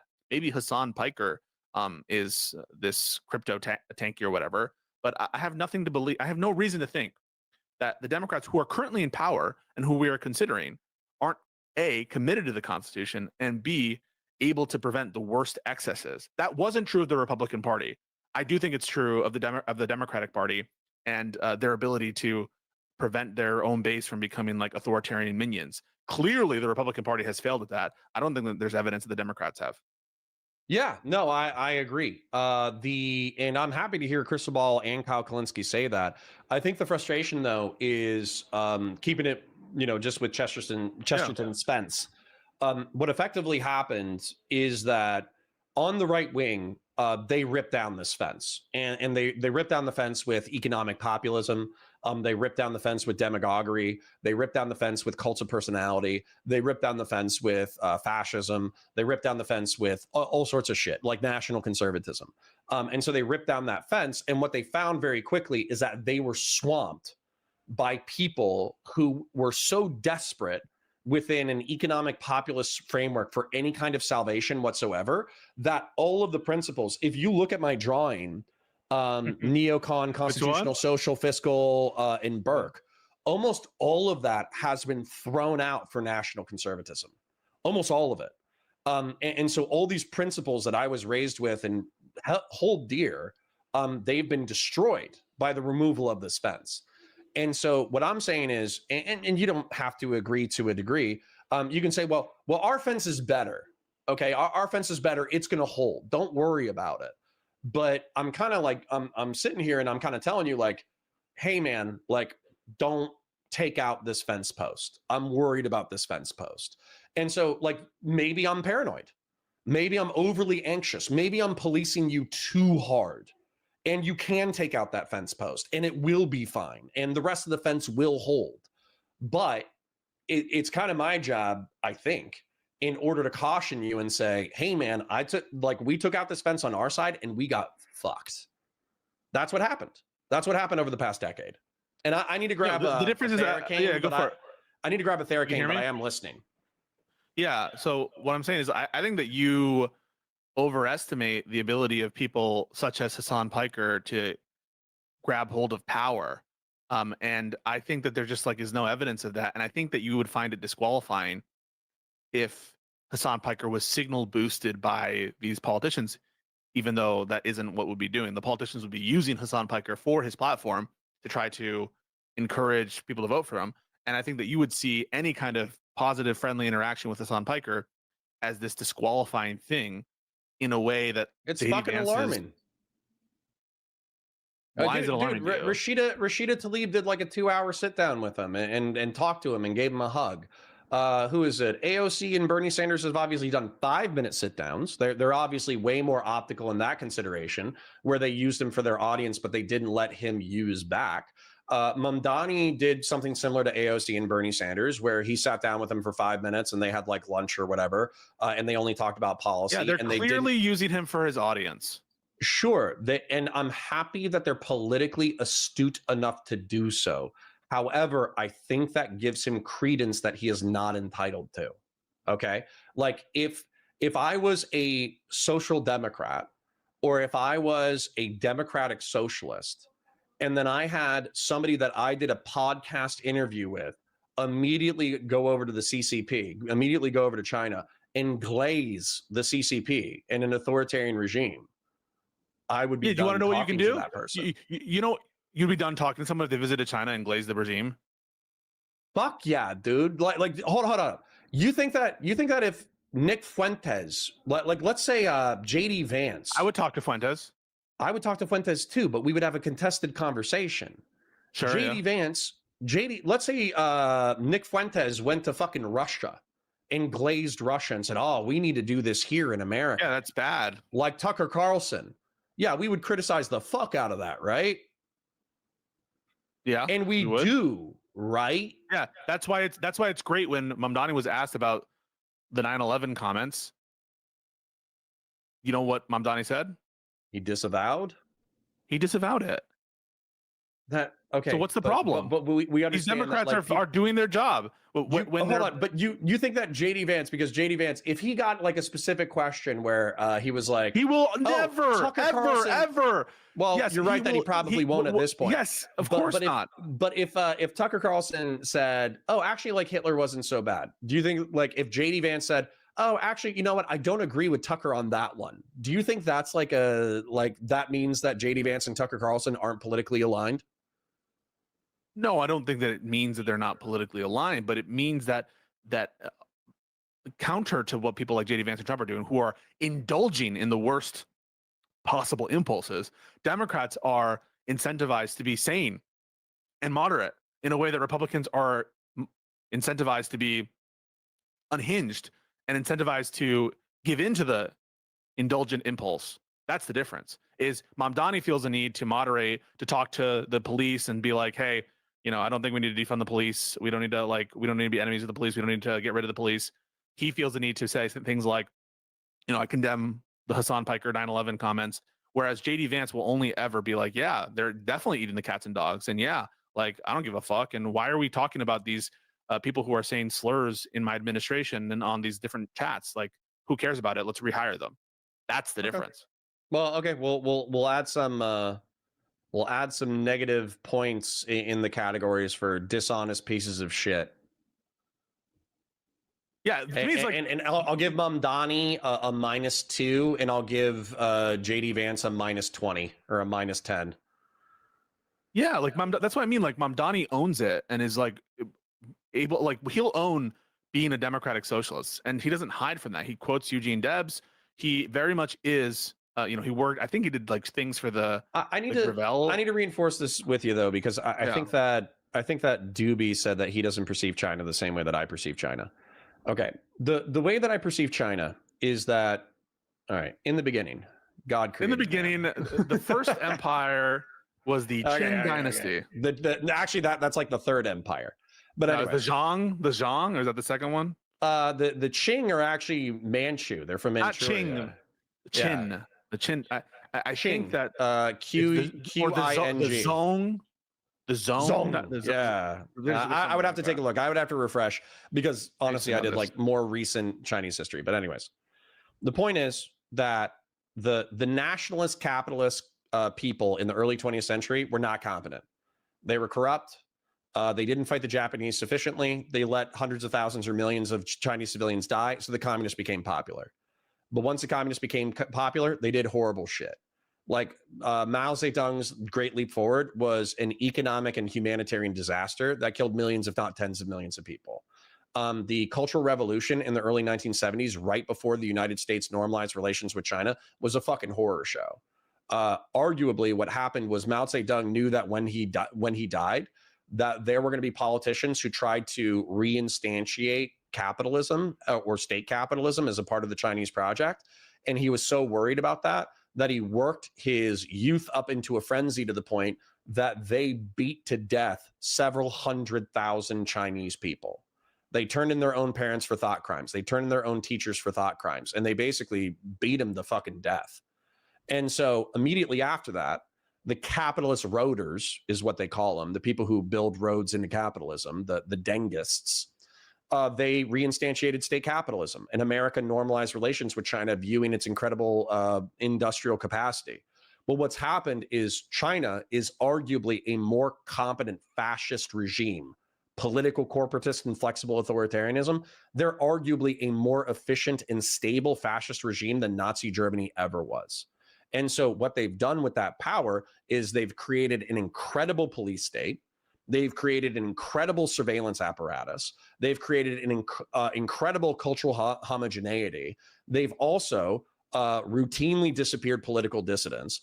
And the Falun Gong and the Uyghurs. The Uyghurs have arguably been culturally genocided, where maybe they didn't die, but Uyghur women were force moved into Han Chinese men's houses where they would either have sex or get married or have kids.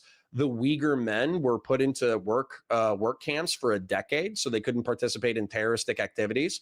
They were prohibited from worshiping Islam, and the only part of their culture that they were allowed to keep was like dance and music. So China, not a decade ago, not 2 decades ago, not 2 centuries ago, within the past 10 to 20 years committed a cultural genocide. And that's the regime that Hassan Piker is sweeping for. Not just that, but if you go ahead and check out the UN on stolen organs, it's effectively strongly believed that rich people can go to China and buy vital organs instantaneously. If you need a heart, if you need a liver, if you need intestines, if you need whatever, you can go to China right now and you can get it within 2 weeks. It's strongly suspected that the Chinese government is harvesting healthy organs from political dissidents. They just euthanize them and steal their organs. So that to me is the current Chinese regime. Sweeping for that is a moral horror akin to being alive at the same time as Hitler and sweeping for Nazi Germany. That's what that is to me. So Hassan Piker, in my world, is a fucking Nazi. He's a piece of shit. He shouldn't be allowed in American politics. Shouldn't be allowed, meaning culturally, socially, it should be taboo. Yeah, talking to Hassan Piker, or when you say allowed, stream, people say allow, they usually mean like I don't mean legally prohibited. I'm saying that having a softball interview and taking your feet and taking your toes and wrapping them together with Hassan Piker in an interview, that should be viewed the same as being intimate with a fucking Nazi. That's the way I feel about that. Yeah. Well, Doobie, that answers the question. I want to be clear. that did not say such things, horrible, defamatory things about Chairman Ping, Xi Jinping, and I Deng don't have any Xiaoping as views. a capitalist rotor. I mean, he arguably was. I'm joking. I'm joking. The glorious nation. I totally disagree with glazing China, with glazing Russia, with glazing these different states. I'm not sure that I would consider the Chinese state as currently it is to be comparable to the level of Nazi Germany. You say that? I don't know. I would just research it But and see where you stand on it afterwards. I mean, do you think cultural Okay. genocide is cool? By cultural Probably genocide, not, you right? mean Do you think forced organ harvesting is cool? wait. Probably By not, cultural right? genocide, are you referring to the practice of arbitrarily detaining people based on their ideology and their religion and their views? Yeah. But you support the detention of Mahmoud Khalil for his views. Yeah, because he's being deported. We're not forced. We're number one, we're not keeping him in a work camp for a decade and then moving in another guy with his wife. Number two, Well, we're not comfort, euthanizing him and he was in stealing his vital organs. We're deporting him to his country of origin. Yeah, but the counterpoints of China would say, listen, these are radicals and they need to align with the Chinese values. They're radical Muslims, these Uyghurs, and we're not deporting them or anything. Deporting is really bad. I don't know what you know. Like, if you're a permanent resident, like exile and deportation are huge sanctions of the state. You're like, oh, it's not like we're doing anything bad. We're just like removing him from his family and his wife I and still his view newborn that as child. substantially less bad than euthanasia and forced organ harvesting. Okay, I mean, obviously, I don't know the extent, and I don't know what the evidence is for euthanasia and forced harvesting of what you're talking about. Maybe it's the case. Google I'm it. sure that they do like target people who are ideological regimes of. And hang on, another super chat from Doobie. This dude calls himself a Philosemite. I don't know what that means. And a tepid I love Zionist Jews. while justifying or dismissing never-ending reports from those same human rights orgs about Israel's never-ending war crimes, etc. That's the super chat. Before you respond to that, I just want to say, like, the counterpoints of China would be like, this isn't anything. We're not deporting them. We're not getting rid of them. We're just trying to integrate them forcibly because in order to be a real citizen of China, you need to be, but that's what the counterpoints of China would be saying, similar to what you're saying about Mahmoud Khalil. But you support what the administration is doing to Mahmoud Khalil. So don't you have I also, but here's the thing. Number one, I don't think the counterpoints of China exists because he's been propagandized into supporting the CCP through an Orwellian police state. So I don't think CCP points. I don't think he exists. And if he does, he's a CCP shill. But I'm not CCP points. I'm American counterpoints. And American counterpoints has been propagandized into a liberal system of government, which actually happens to be the correct one.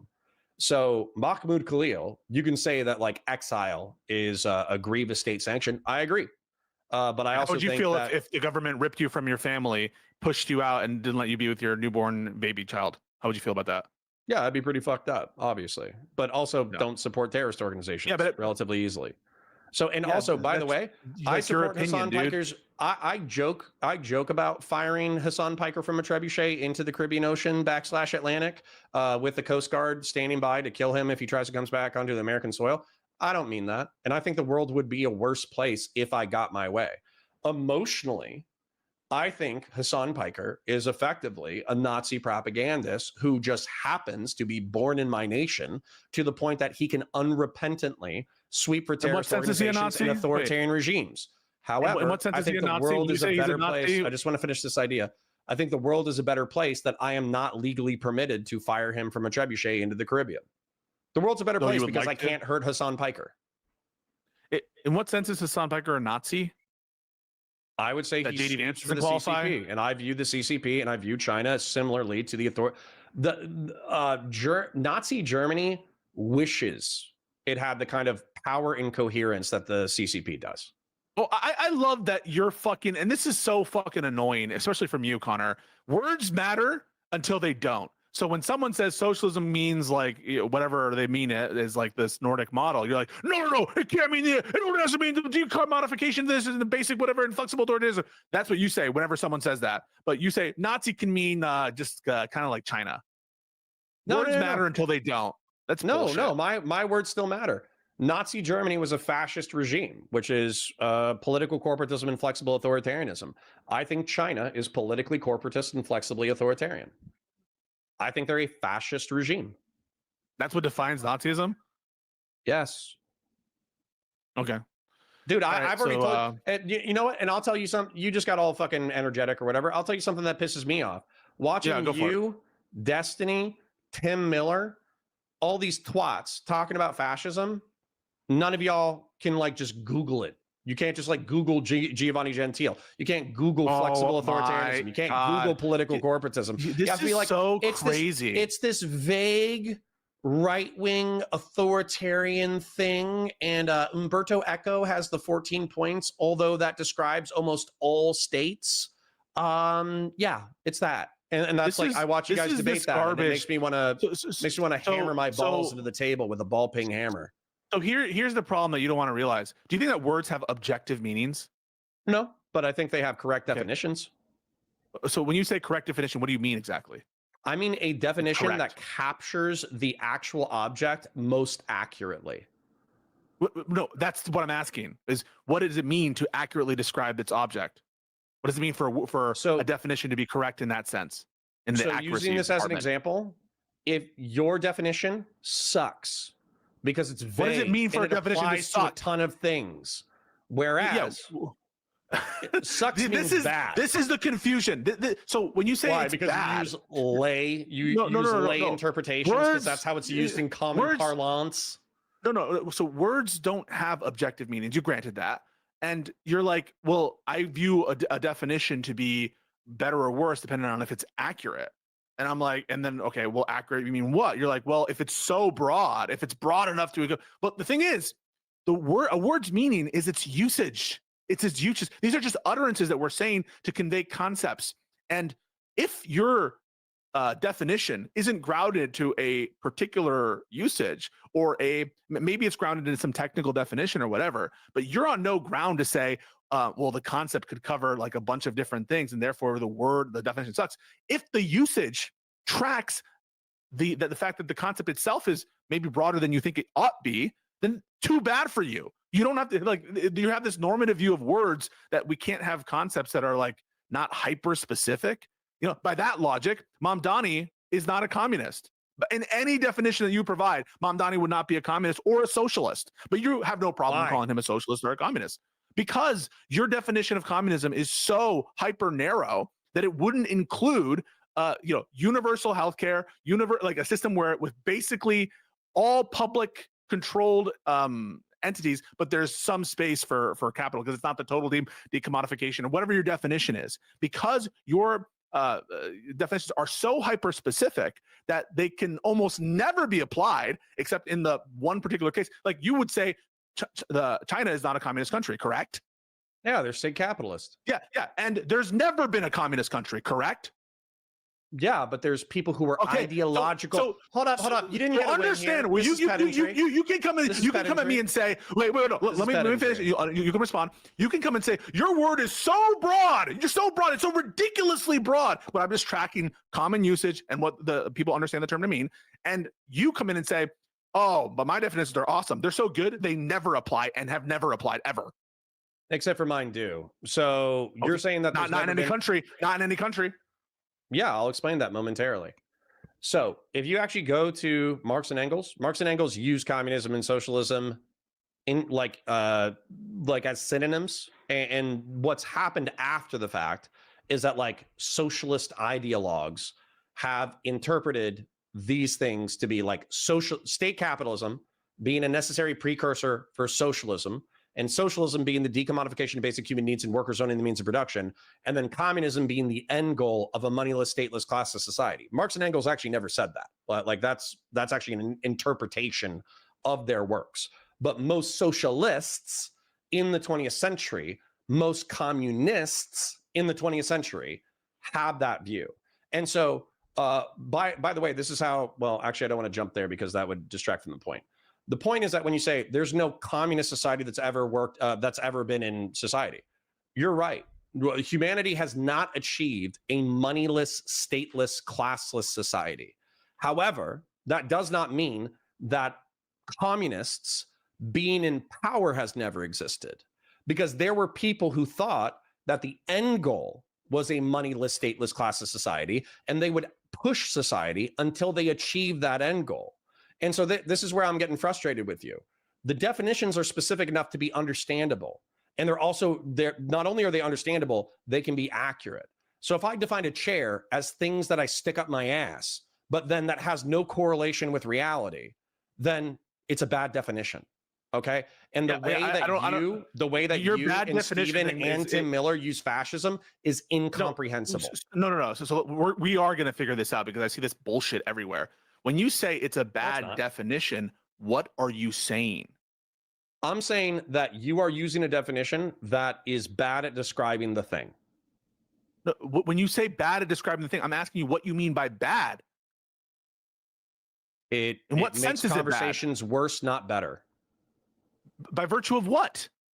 By virtue of my evaluation as a biological being who values communication with other members of my species. So our definition is bad because you think it makes conversations worse, and it makes it worse because it makes it worse because you capture a lot of things that are not that thing using your definition. Okay, so when I say human being, does that capture a lot of things? I mean, it conjures a single thing. Well, I mean, but think about all the different humans that exist. It's so vague. I mean, like, think about all the, like, you're going to use a term that applies so broadly to every single human? No, Pisco. See, here's where you're just wrong, and I want you to listen to me. So, a vague conception of right-wing authoritarianism. Do you think that? No. Answer what I'm talking about. No. That's the doing definition you use. So I'll go ahead and do it. Do you think Russia is right-wing and authoritarian? I think Russia is right-wing and authoritarian. Yeah. Okay. Do you think Iran is right-wing and authoritarian? Yeah. Okay.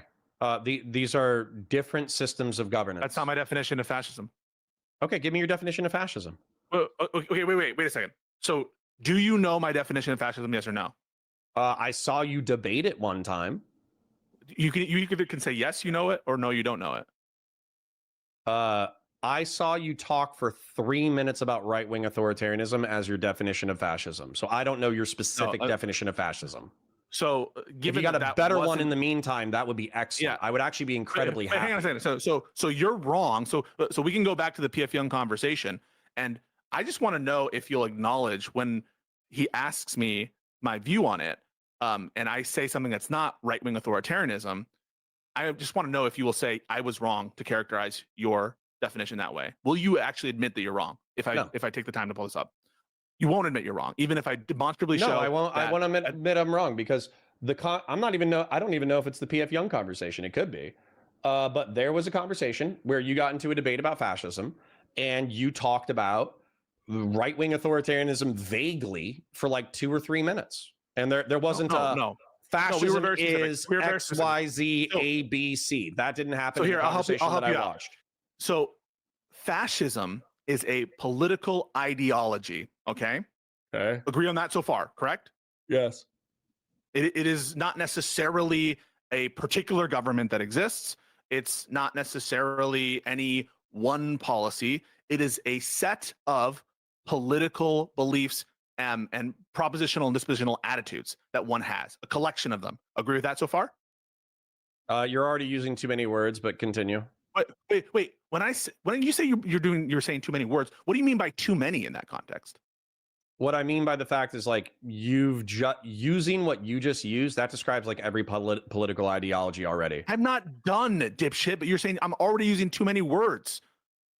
Yeah, if I asked you for the definition of a blue whale, you would go, oh, it's a seaborn mammal, gray or blue in color, and it weighs 1,200 pounds. You wouldn't go, it's a part of this family, but that would be, and a part of this species, and a part of that would be a bad definition, obviously. Keep going, though.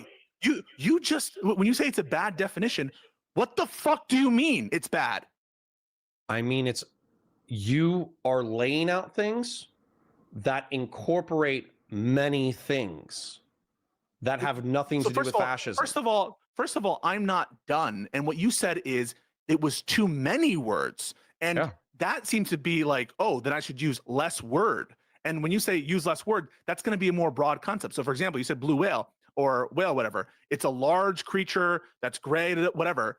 You're like, well, if I were like, that's too many words, what would your response be to that? Because what you just said about whale. I would say no, I was done already, but you're still going, and it's been like 4 minutes.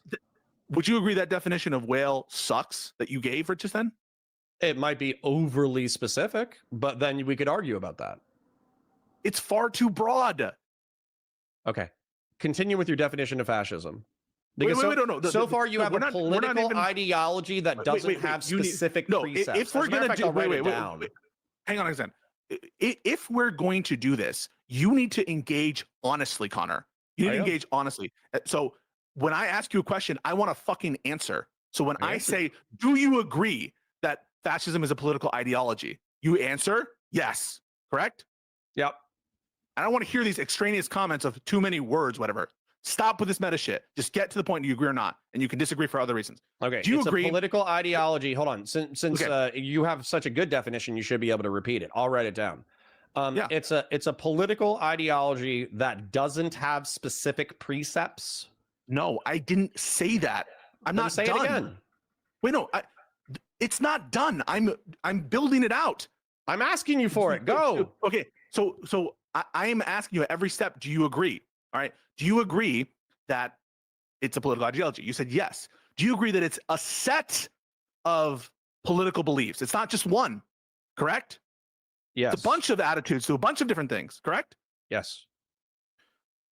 I take fascism to be the political ideology whose archetype is Mussolini's fascism and Adolf Hitler's Nazism. That those are the archetypes. Do you understand what an archetype is? Yeah. And someone who's a fascist has significant degrees of proximity to those archetypes.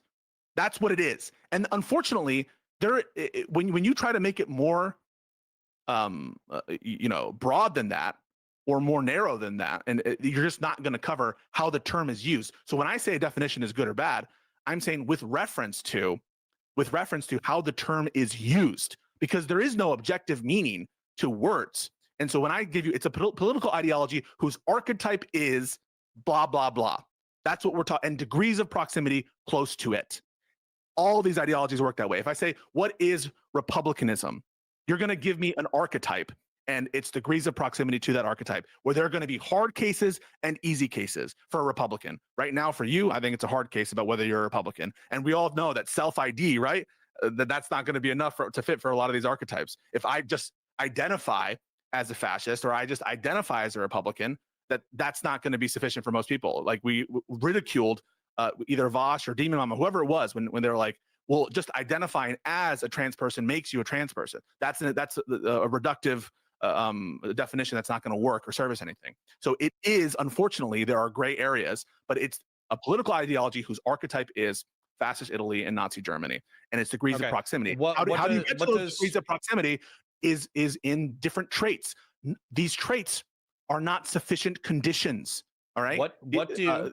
Because you said that fascism is proximity politically. No, I didn't say it is proximity. It is an ideology which is significantly, and that is going to be a term that, again, I can't give you a more specific one than that. Close in degrees of proximity. No, because if you say it's exactly if you said it's exactly this set of ideas, it's not capturing how the word is used, Connor. You understand that? If I tell you, I don't care. You're using a lot of words. So wait, no, stop.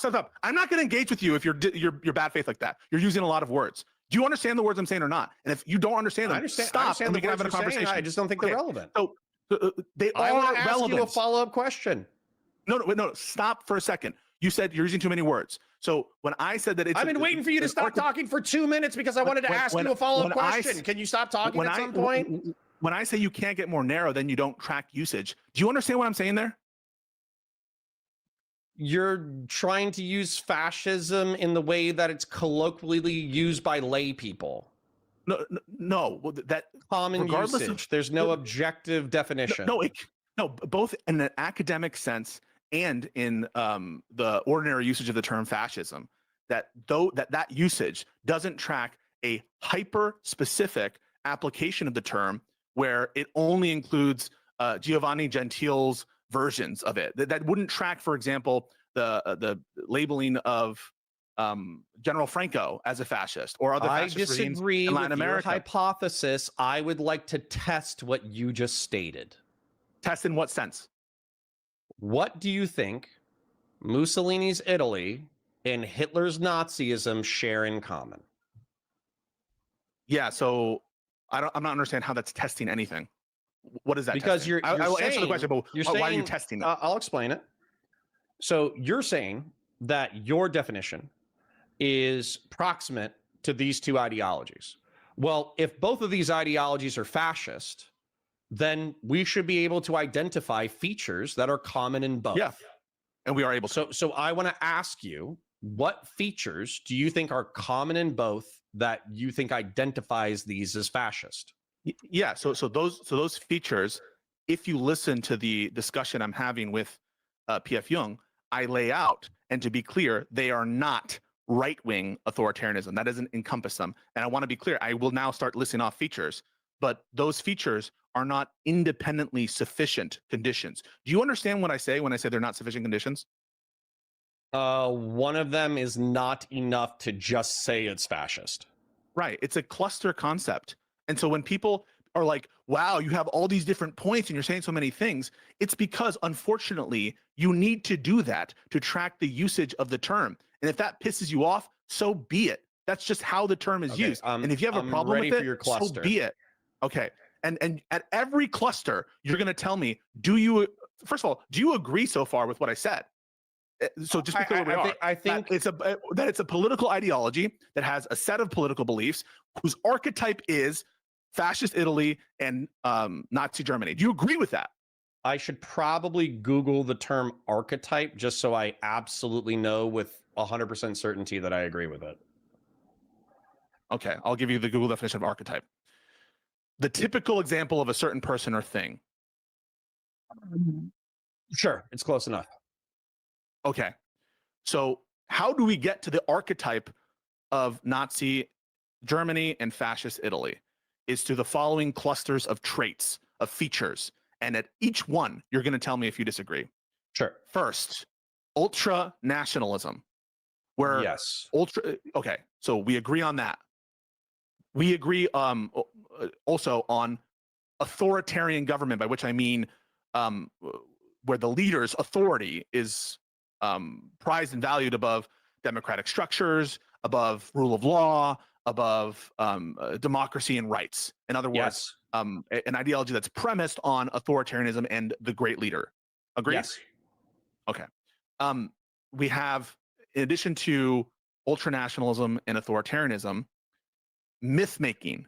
That is hearkening back to a mythological past in which greatness was achieved.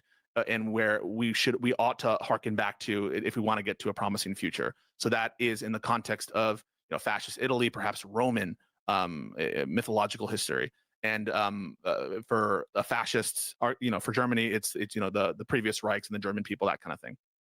Do you agree with that? Myth making. I agree. It's common, but I just want to make a caveat. I think ultra nationalism is a key component of fascism.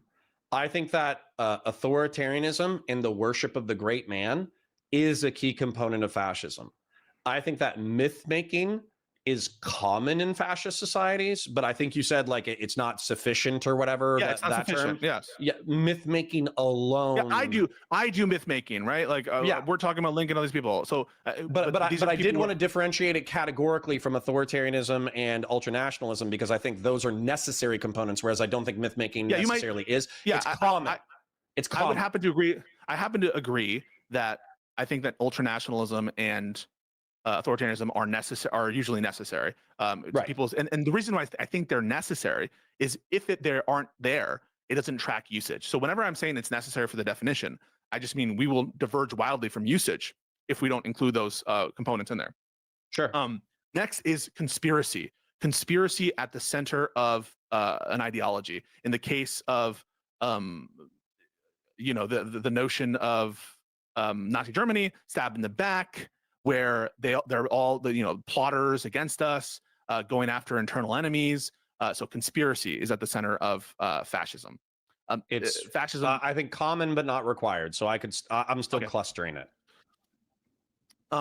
Reactionary politics, by which I mean anti-communism. That is even though there's Mussolini himself was a socialist prior to the turn, the archetypes are characterized by persecution of communists, anti-communism, destroying communism, contrary to communism. That's not for me to say that like it's fully capitalistic. I think that's actually a necessary component because fascist philosophy and a moneyless, stateless class of society are necessarily opposed. So yeah. I'm okay with that being a core component. Yeah.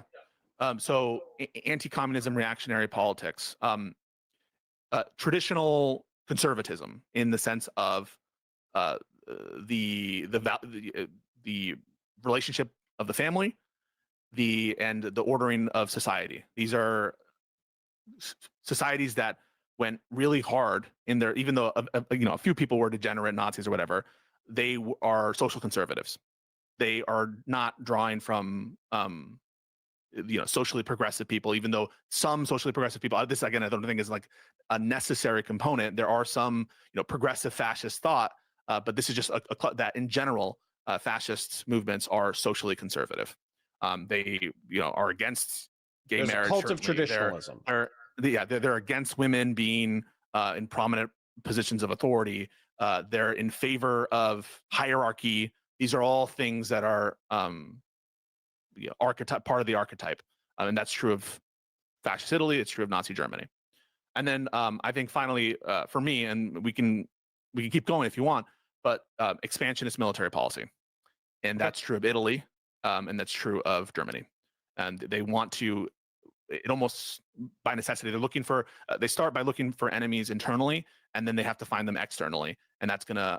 It does sort of lead to expansionist empire for Nazi Germany, Lebensraum for Italy, Ethiopia, all these different places. And so those are what I think are like the core fascistic traits. There are more.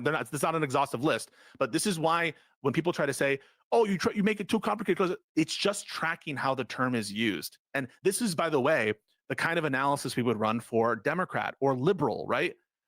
Who's a liberal? A liberal is someone who believes in freedom. Okay, well, like that you're going to need to be a little bit more specific on that and what you mean by that. Same thing for a Democrat. A Democrat generally believes this, but it's not. You can be a Democrat and be pro-life. You can be a Democrat and believe in small government. So there's this way of analyzing these political philosophies and ideologies is not weird. It's not too long, and it's properly calibrated in the usage. And if you want a simple thing, it is a political ideology whose archetype is fascist Italy and Nazi Germany. That is the definition.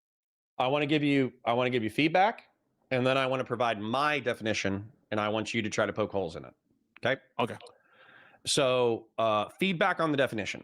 I agree with you that there's actually a lot here that I agree with. It is a political ideology, and it is a set of beliefs where there's like cores here, or clusters, I think you use the term. I take fascism to be historically archetypical. Maybe you didn't say historically, but I'm adding that. Mussolini in Italy and Hitler in Germany and their ideologies. That's just historically descriptively true. Fascism is proximate to these archetypes. That's descriptively true. There was 3 things that you said that I think are core to fascism, and there's 4 things that you said that I don't think are core. Ultranationalism, authoritarianism, and anti-communism. I don't think that like ultranationalism. So nationalism, I use as, I'm swapping it in my brain for people. Like you're identifying a tribe of people. It doesn't have to be racial. It doesn't have to be ethno-religious, but there's a clear in-out group, okay? And that's what I typically take with ultranationalism is we have a very clear tribe of who is in the club, and if you're not in the club, fuck you, okay? Pause real quick. So when people take issue with like, what's ultra? That's like a primitive, man. Like I can't, it would be like me saying, define what very means or extremely. These are primitives that, that you like either in to the average person or to the average political ideology. It's some fixture there, but it's not anything more specific than that. It's a If I primitive. was an ultra civic nationalist, then what that would mean in my mind is that if you could be an American citizen, you could be born here, but if you did not believe in the Constitution of the United States, you're not an American, and therefore you're not a part of my political tribe. Now, I believe that kind of, but I would never treat somebody like that, like Prime Kai or Hassan Piker or anybody else. I would never treat them as an external part of my tribe. Because I think the world's better when we live under the civic governance that we have right now. But that's a side point. Anti-communism. The reason why I don't think this is necessarily like structural to the definition, but the reason why anti-communism is a key component, or at least a non-contradictory component of fascism, is because fascism does value the struggle of the individual in order to assert power over others.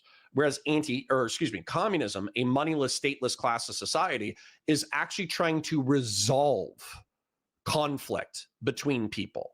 And so they're antithetical in this way, in which fascism embraces the struggle of the individual, whereas communism is trying to solve the struggle of the individual. They're antithetical philosophical answers to existence.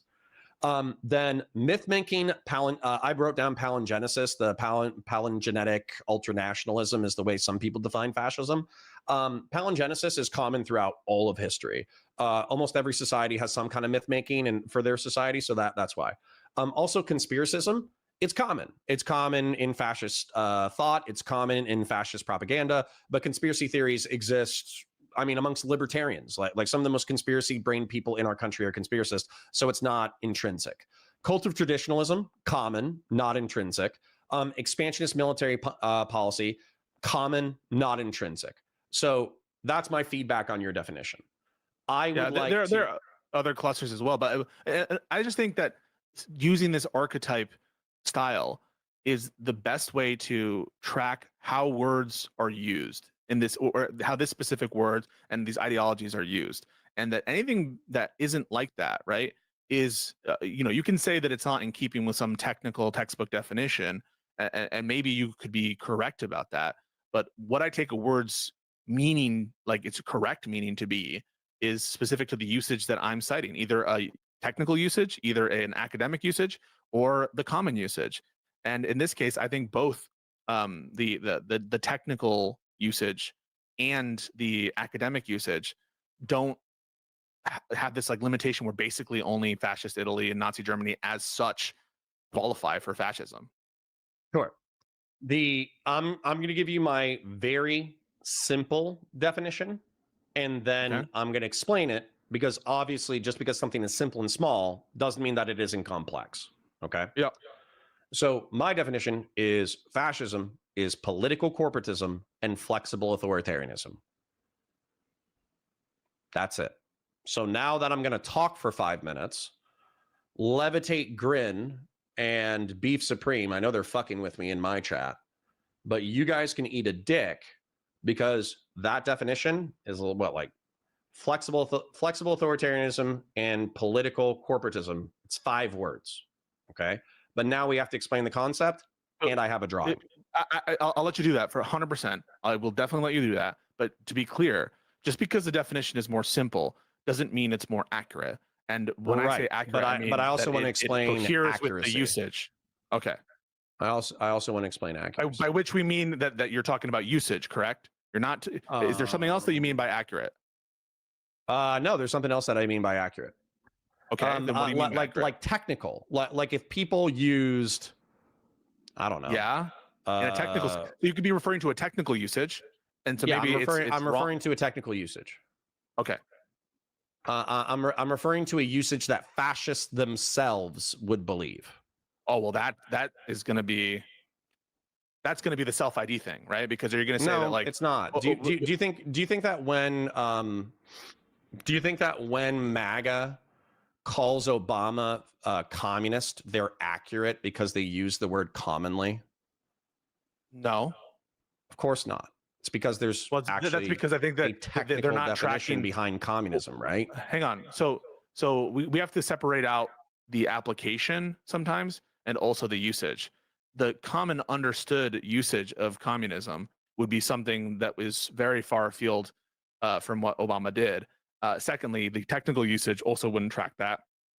So I, on both accounts, I don't think that it would, even though they call him that, that doesn't mean that the common usage, what they understand communism to be, if you were to ask them apropos of nothing, that they would describe something close to what Barack Obama is. And the denominator should not be MAGA itself. It should be all of population or these particular technical groups that you want to cite to. So for example, in the law, we'll cite like courts, like the technical definition of the term insurrection. The usage that we're talking about is the technical usage by this group of lawyers. Now, if what you're saying is, well, I'm going by the definition that fascists themselves use, that would be like saying, unless there's some reason to hew to that definition, or like that you think is like we ought to, it would be like saying, well, I'll go by the trans community's definition of what they mean by trans, and what they mean by trans is whoever identifies as trans, and you would never accept let's. I don't want to quibble. I want to get into the nitty gritty, because political corporatism has a definition, and I'm showing it to you on your screen right now. Okay. So this is a human body. It's got a dick and balls. It's got legs. It's got bones. It's got a heart. It's got pectorals. It's got a white blood cell. It's got intestines. Is this? It's a picture of it's a drawing of a human being. Yeah. Okay. Yeah. Okay. So political corporatism can incorporate, ironically, corporations, but that's actually not the way that fascists use it. They're saying conceptualize the nation state, so the nation being the people and the state being the government, as a single biological organism. Okay. And people have roles within this biological organism. The government, ideally, would be the brain. The heart would be the economy.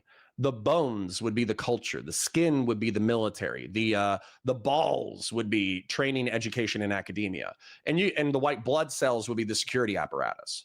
And so you can go so on and so forth. And so the argument from fascists is that through liberalism, capitalism, communism, we've either thought of ourselves as individuals struggling against other individuals, even though we're a part of the same thing within a nationalist tribe, or we've been tricked into making alliance with what are effectively parasites. And so that's why Jews, Black people, Roma, gays, homosexuals, they were identified as viruses, bacteria, vermin, worthy of extermination, because they weren't part of the political corporative group. They were a cancer or a virus or a disease or a bacteria. And so the whole point of the fascist is, yes, to seize political power and maintain political power through any means necessary, but it's also to advocate for the corporative health of the group. And so this is actually, political corporatism, I think, is quite parallel to ultranationalism. Okay. So by this, but on this view, Kirk is trivially a fascist. Kirk is Charlie Kirk? Yeah. Oh, absolutely. Yeah. Okay. 100%. Like national conservatives, national conservatives. If I'm arguably a political corporatist, but if you're a political corporatist who doesn't care about due process, who doesn't care about republicanism, who doesn't care about monarchy, who doesn't care about the church, who doesn't care about any system of government, yeah, you're actually a fascist. As a matter of fact, a lot of fascists believe that people instinctually are fascist. But the fascist governments, they worked, fascist Italy worked with the Pope, the church, and so did the Nazi Germany. Made alliances, though they were a lot more weird about whether they were fully Christian. They definitely worked with these institutions. Are you suggesting that propping up these institutions is incompatible with fascism? I hope you're not suggesting that. I'm not. So that gets into flexible authoritarianism, which I also think I have a drawing for. But do you have any? Do you have any? I have a response with political corporatism. So I'm not so sure that I fully understand the concept. That's first off, and I maybe just analogize the nation state to a human body, and then advocate really for its health. That doesn't help me understand it, because by that version, like, I would be a political corporatist, right? And a fascist would argue that you are. But the second half is what changes everything.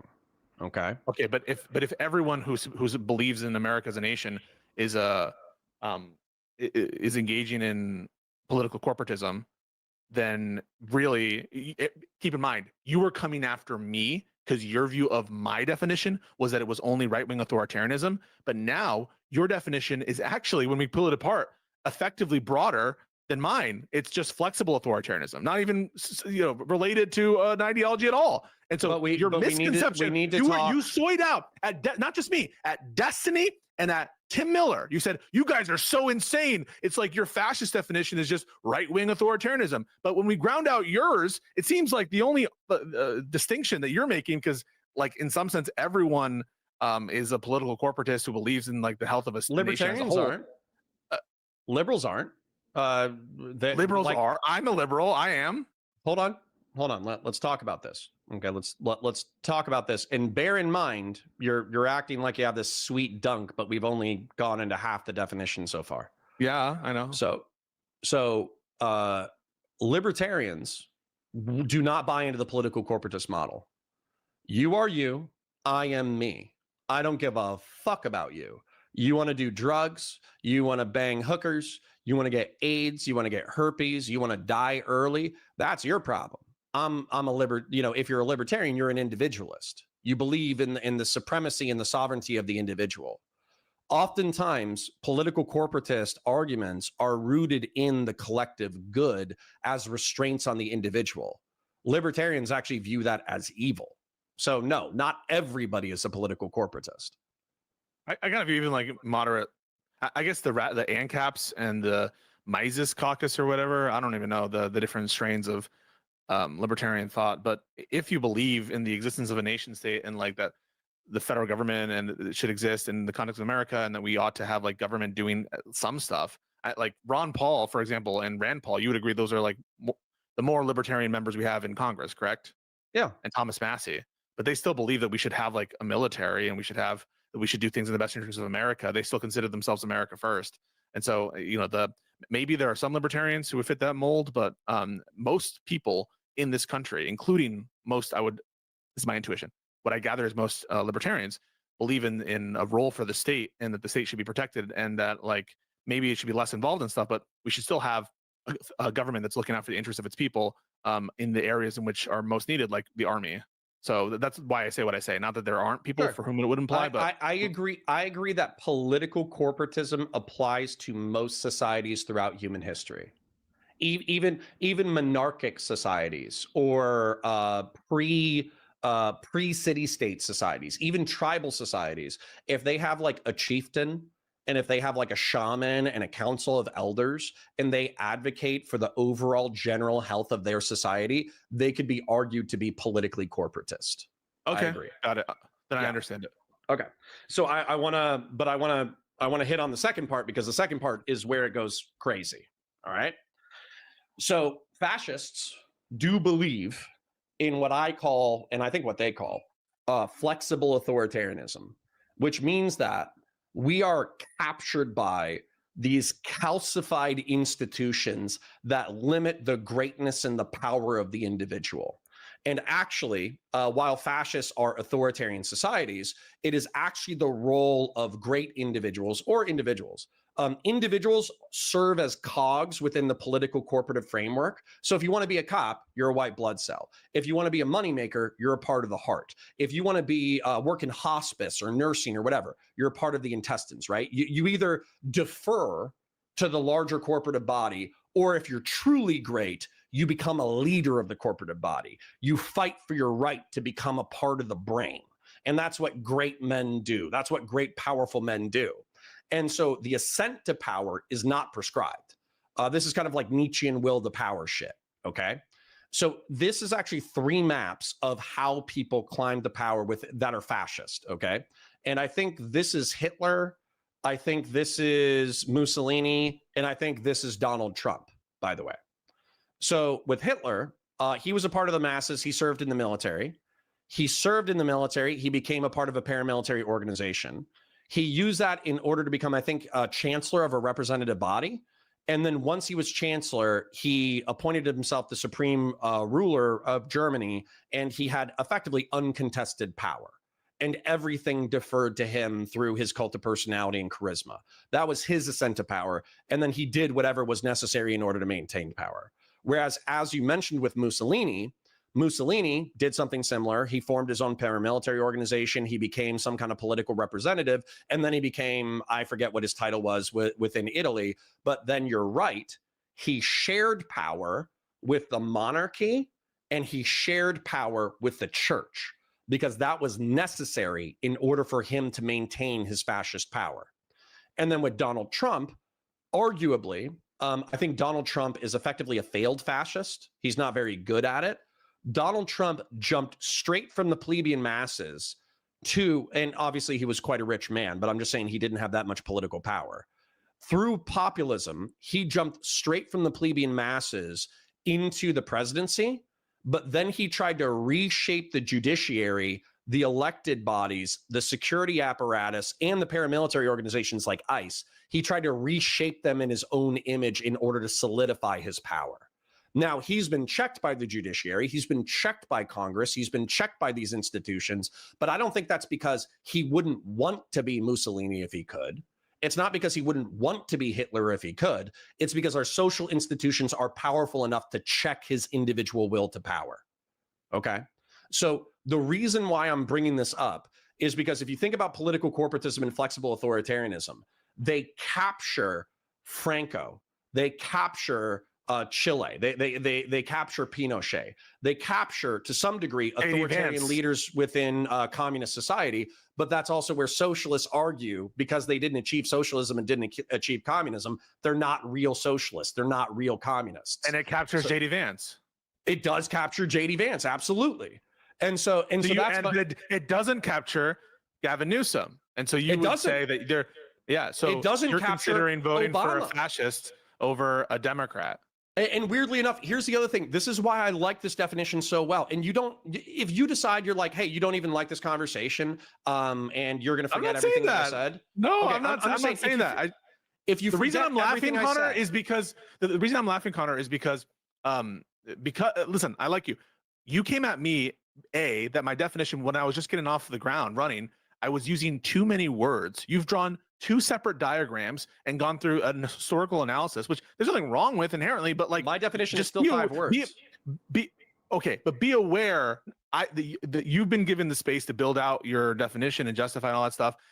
I was 8 words into what I was saying, and you said this is too many words. So one, that's why I laugh. And then number two, the same kind of like argument that people will make is like it's too broad, could be levied at you, but maybe you wouldn't recognize the legitimacy of those criticisms because you just think it's how it tracks how people use the term, and it captures the cases that people use when they mean fascist. And so the only reason I'm saying this is you were coming at me as like, your definition sucks. I can't believe you're so embarrassing. You came out there, but like this definition has arguably like the same criticisms that you were levying falsely, I think, in my direction. I don't agree.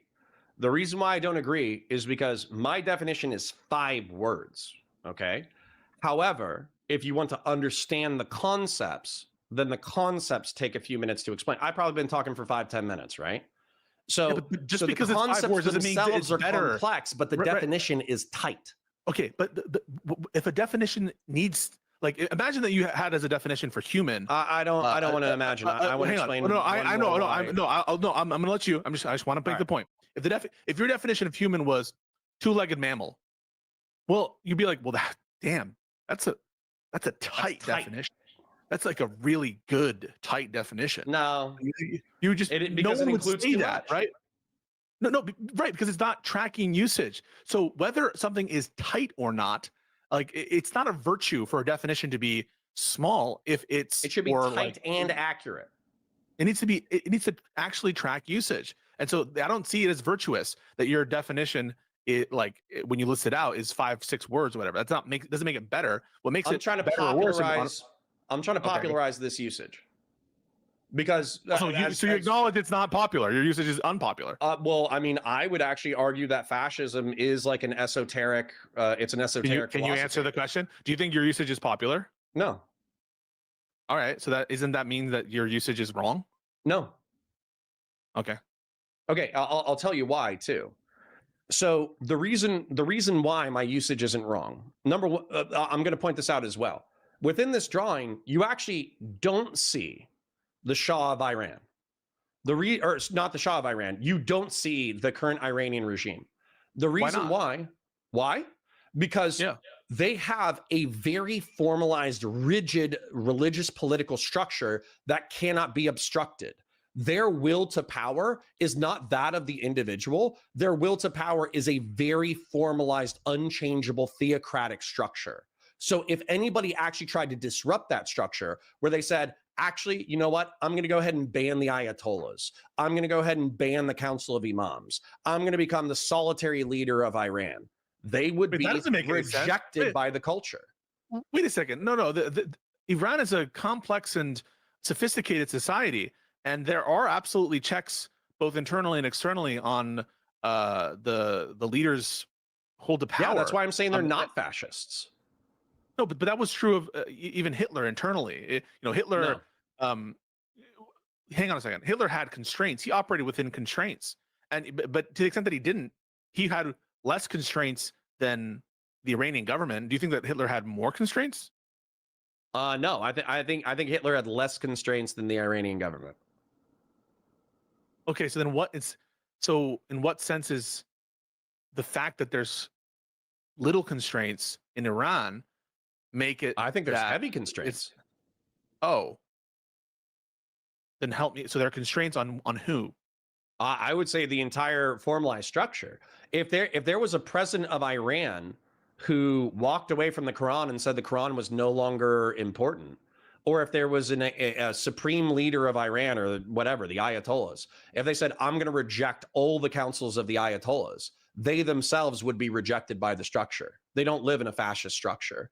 Whereas Hitler and Trump, to some degree, their leaders and their cult of personality bends to their vision of reality. So the fact that they can mold structures more, that's the flexibleness of it? I would say so, yeah. That being said, there is pragmatic reality. So for instance, Benito Mussolini would not be able to abolish the monarchy and would not be able to abolish the church and maintain power. There's limits to, weirdly enough, there's even limits to a dictator, but the dictator, a fascist in particular, they will say, that's why it's flexible. They push where they can, they accept what they cannot change. Here's why I don't think this is relevant, is because you're a fascist before you get into power and realize the constraints, right? You can be a fascist person. Hitler was a fascist before he achieved power in Germany itself. That's why it's important for me to start with, like, this is a political ideology. It's a dispositional attitude that humans have. I agree. It's a dispositional attitude, 100%. Right. Like, so JD whether Vance, or not you are actually constrained, I don't view that as super relevant. Well, it's your beliefs. If we're talking about relevance to the definition of an individual who may or may not be fascist, I agree with you that it's not pertinent in that level. The only way, you mean the regime? The only way that I think it's pertinent is in an analysis on their impact. So for instance, I think that Donald Trump is fascistic. I think that JD Vance is fascistic. However, we don't live in a fascist state. I do not think that they have achieved a fascist power inside the United States because of the constraints that have been placed upon them. Yeah, I don't think that they've been able to execute that vision and that the country is a fascist state. I would agree with that. Okay. So right there, I'm kind of done with the definitional stuff and even that stuff. But I want to explain real quick why I think that why I think that the definition is apt. So if you read Benito Mussolini, which I read The Doctrines of Fascism, that book is incoherent. It is fucking incoherent. He waffles back and forth on like current Italian politics, the history of like the Italian state, the people who have tried to suppress his power, how he was able to get past them. There's actually no code. Like if it was a Bible, he never wrote down the 10 Commandments. He just like off the top of his brain just described reality as he perceived it. It was not very good. Same thing with Mein Kampf. Mein Kampf is very similar, where it's effectively like a historical autobiography of Hitler. There's no, he doesn't say at any point to my knowledge, he doesn't say like, oh, fascism, by the way, political corporatism, flexible authoritarianism, this is how you seize power. This is how I plan on seizing power. Matter of fact, I stopped reading Mein Kampf because the last 30 to 40% was literally just shit talking Jews. And it was crazy how he came up with like new ways to shit talk Jews that had nothing to do with politics. Okay. However, Giovanni Gentile, who philosophically preceded both Hitler and Mussolini, described this system. No, he's a contemporary of Mussolini. Come on. No, he's a contemporary. But I'm saying that he, Giovanni Gentile, was the guy who actually formalized the doctrine and didn't cover it in so much shit of contemporary politics as to make it incomprehensible. Yeah, but what makes him authoritative, right? The fact that, in my opinion, and I think historical consensus, that if you look at Pinochet, if you look at Franco, if you look at Mussolini, if you look at Hitler, they all executed the political corporatist flexible authoritarian model. And there are other right-wing authoritarians who did not execute that model. Yeah, but like I could say a bunch of things that are similar about those regimes in other respects. You know, they also all provided water to their people, and they also all built roads. And so yeah, but I think these things are intrinsic. So for instance, like you and I both agree that ultranationalism is a necessary precursor of fascism. I would argue that political corporatism and ultranationalism might miss each other in the details, but they're almost synonyms. Also, you said that an authoritarian government is a necessary precursor for fascism. I agree. I think authoritarianism is key to fascism. And it's part of the flexible authoritarianism. And then anti-communism, I kind of described the way that fascists perceive power and the greatness of the individual. Anti-communism is philosophically antithetical to that. So your core definition matches my core definition. Oh, well, I'm glad to hear it. Then it's not stupid. Yeah, and therefore that your criticism of it was, you know, a bit premature, I think. But separate and apart from that, you're accurate. I just think saying flexible authoritarianism and political corporatism is both more accurate and more succinct.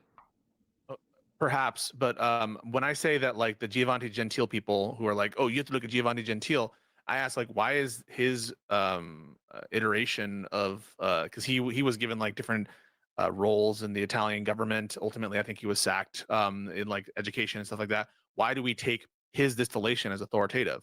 And you say something to like effective, well, there's a consensus among academics for something. I don't know. But that's what I mean. To say something is authoritative with respect to semantic analysis is to have some reference point. And I think most people use when they say that the word means something, they are talking about some kind of usage or consensus on what that thing is. Yeah, but like that consensus is either. So when you say like your definition sucks because XYZ, I'm just trying to capture how the term is used. And I think something like, you know, a political ideology similar to Mussolini and Hitler, that is tracking usage. And people might disagree in the weeds, and unpacking that might be incredibly hard, and there'll be a lot of disagreement about what it. But like on the semantic analysis, I don't think that there's a basis to say that definition. Yeah, maybe I'm missing you a little bit, but what I hear when you say, oh, like common verbiage or common usage or this isn't how people use the word or something like that. There's a shitload of words that we use in common verbiage that aren't accurate at fucking all. And yet we're describing like phenomena. What do you mean it's not accurate? So for instance, if I say based and I mean cool, like that doesn't track. Just because everybody uses base doesn't mean that like using base is appropriate or accurate. You know what I'm saying? You say appropriate and accurate, you know, like with respect to what? That's what I'm trying to say. Is well, like, that's what I'm saying. But I'm saying, but hold on. Actually, I know how to address this more accurately. So you're saying of what relevance is the Gentilian use of the word fascism if it doesn't map onto something real? Okay. Well, but it doesn't map onto usage either in a technical or general sense. Okay. I'm not trying to dodge. I'm just trying to use an analogy. To me, an analogistic question would be, why are we referencing Marx when we refer to socialism? Because obviously socialism is just when the government does stuff. Well, that's precisely my point. That you can say that there's saying socialism is when the government does stuff is a really bad definition of socialism. When you say it's bad, what do you mean? I mean that it's inaccurate. inaccurate with respect to what? It's You see my point? inaccurate in The point reference is- to the people who use the term socialism and the political ideology that Yeah, they yeah, advocate for. Wait, it might be inaccurate. Wait, well, hang on, that's not true of the people who use it that way, right? So if we're taking this ultimately, Yeah, but those people are dumb. Why? If what they mean by socialism is something different than what you mean, how does that make them dumb? They might Because grant that they use haven't socialism studied in a what the different word means. They haven't looked at the historical context. They haven't looked at anything. No, They but just what, use what it. what I'm saying is, like, there is no objective definition of the term socialism. That definition Okay, has a but we technical do know that there's usage better that- and worse definitions, right? with respect to a usage. That's what I mean. Right. And Or what, you could say okay, with hold on. Marx's What I'm usage, saying and be is, specific what I'm about saying it. is, this is what I'm saying, because I don't know how we're getting lost here, and I feel like it's borderline pedantry. So No, what I think I'm this is key. saying is, I think 80% of political debates going, like, our whole thing when we had that discussion about socialism with Destiny. Remember that shit?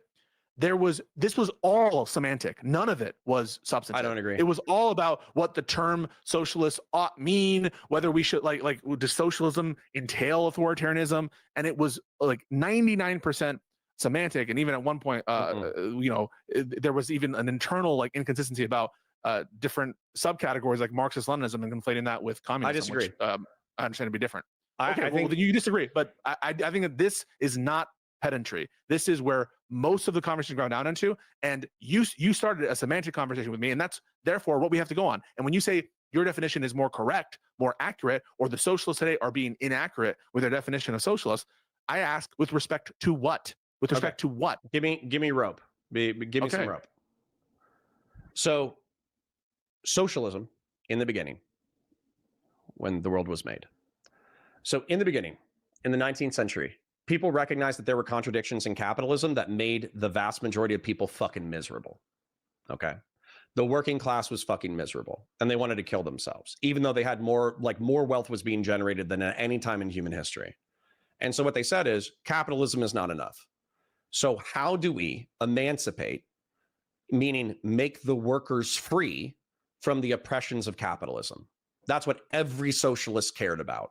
And there were pre-Marxist socialists.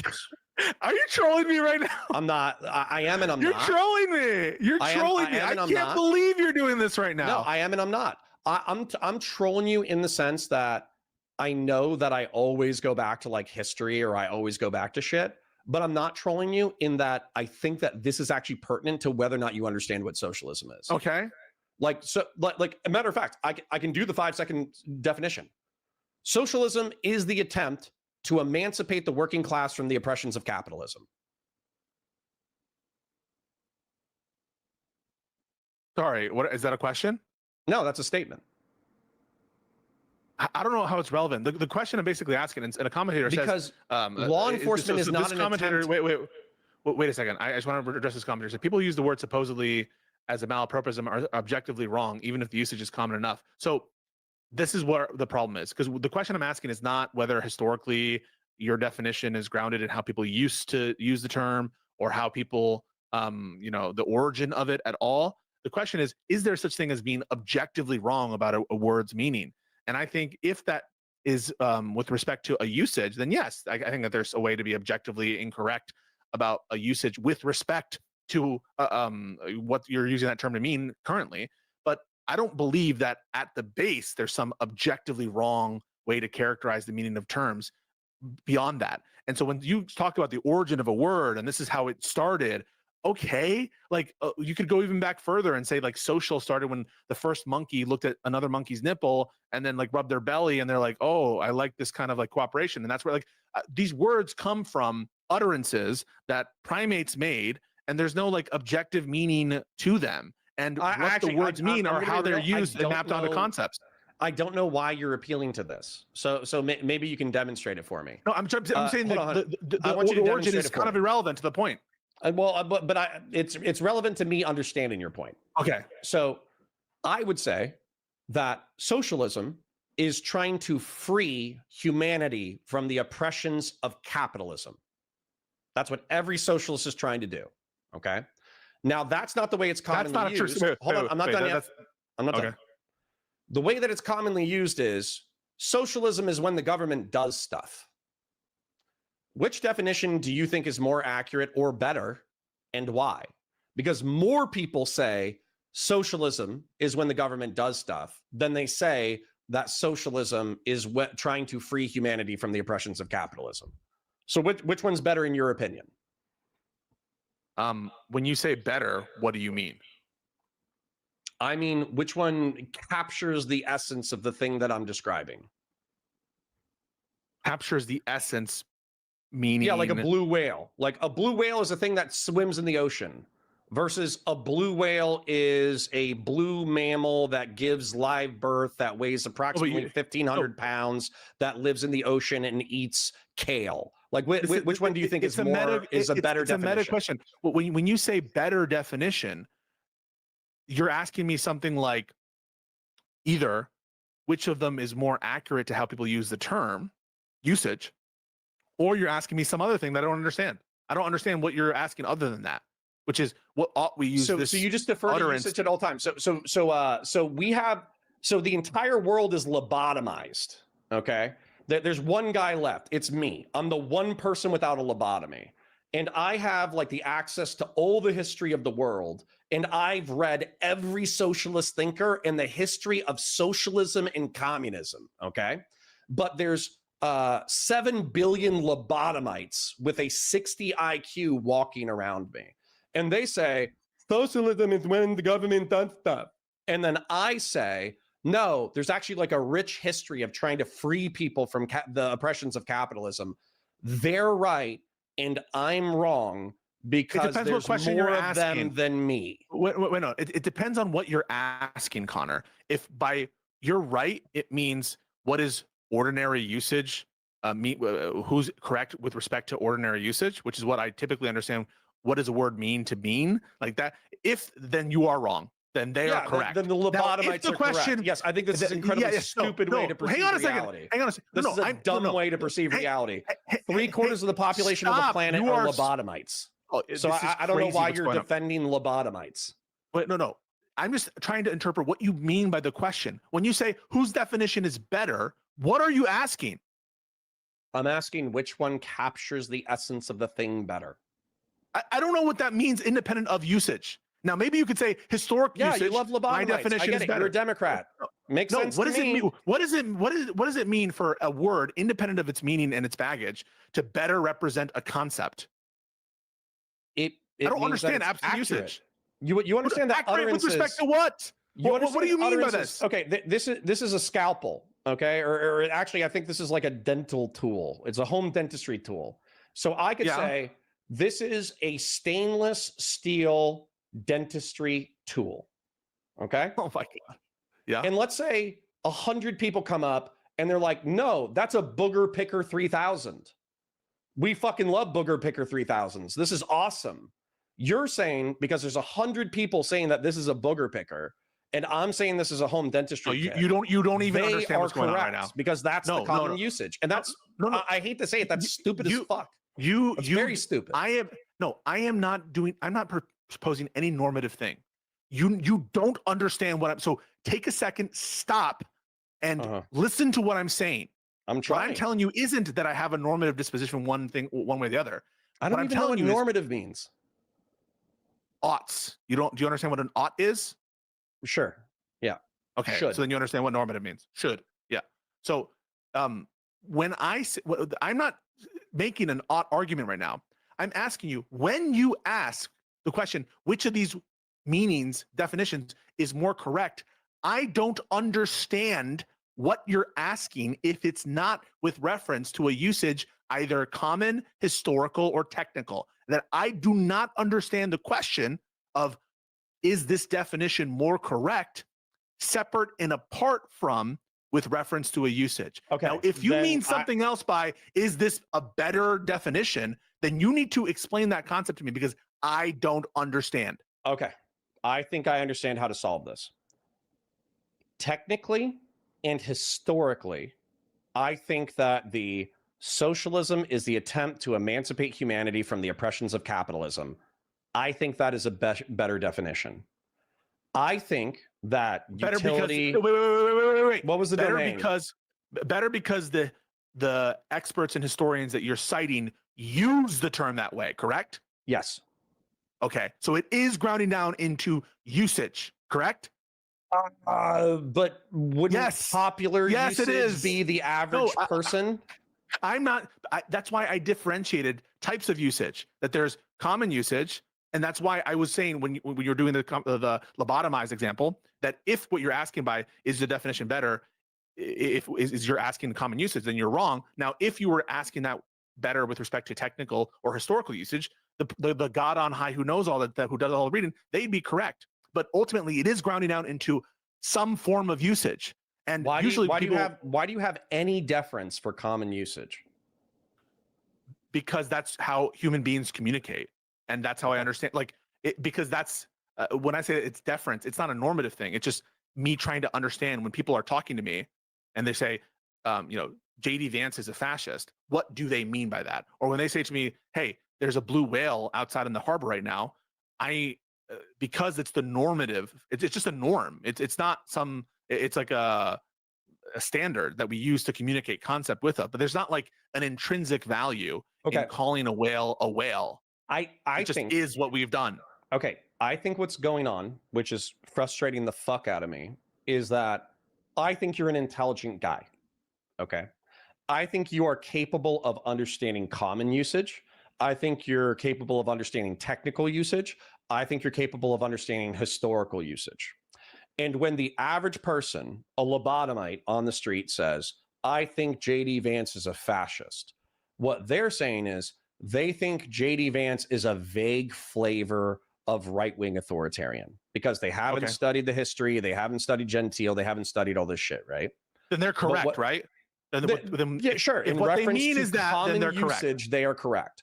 Unfortunately, though, because they have no interest in history and no interest in technicality, they are missing out on a much richer and deeper conversation, which is the effect that not only is JD Vance some vague right-wing authoritarian, he might actually be a political corporatist. He might actually believe in this conception of the nation state as an organized, harmonious body.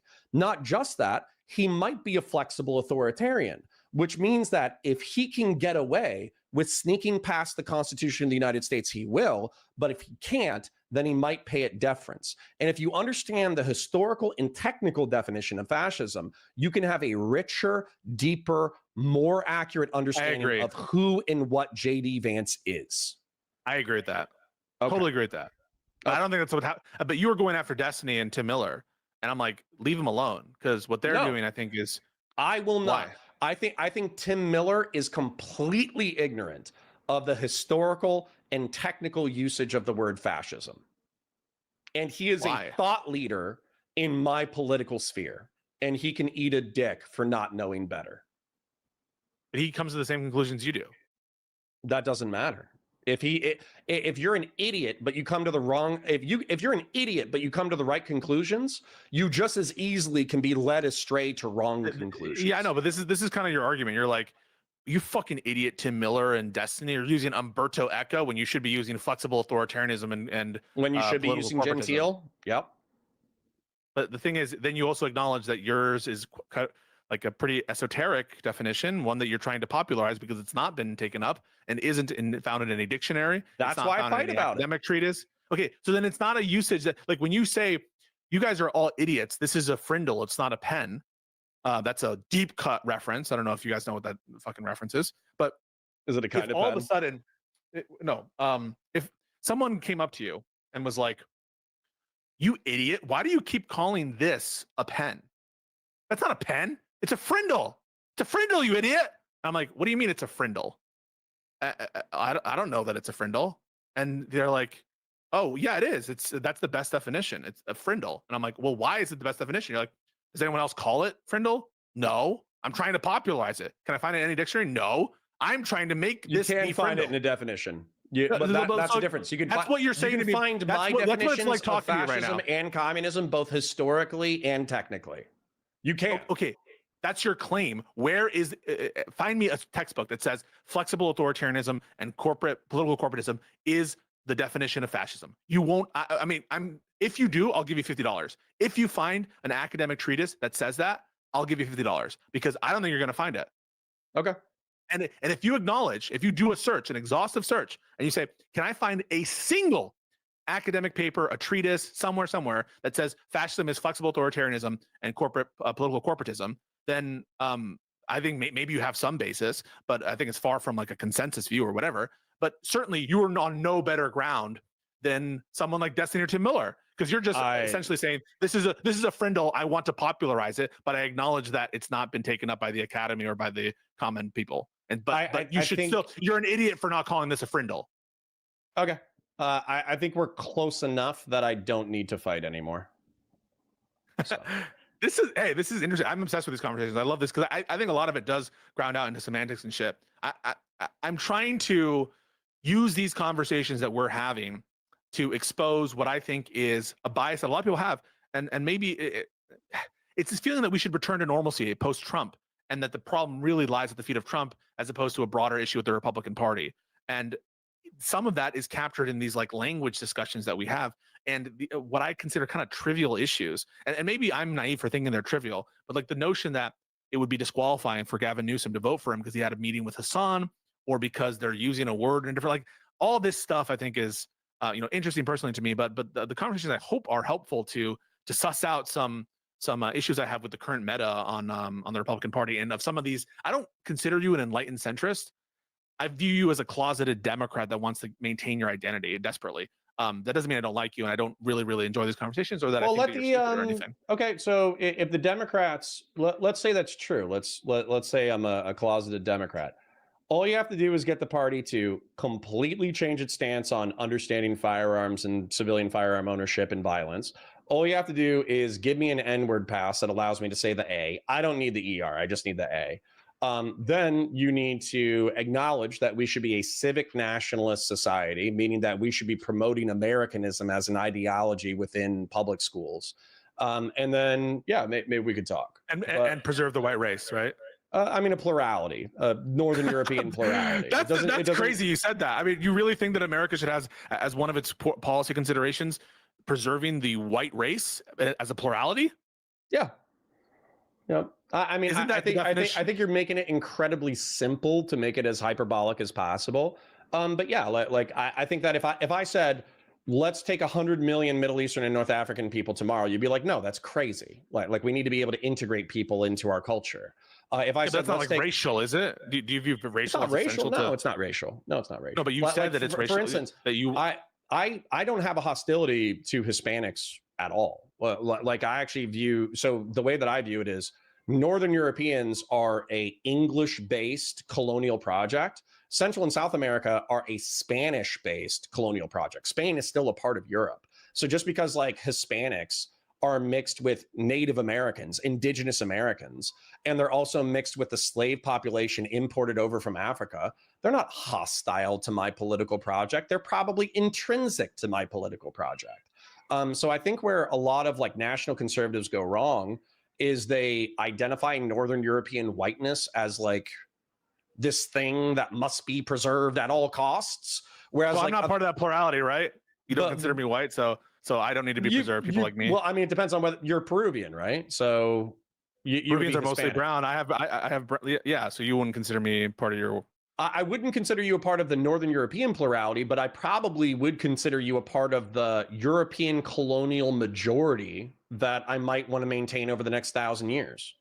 So like, because my skin is relatively more pale than most Peruvians. But again, like a brown Peruvian who was American civic nationalist, that's my fellow that's a brother or a sister.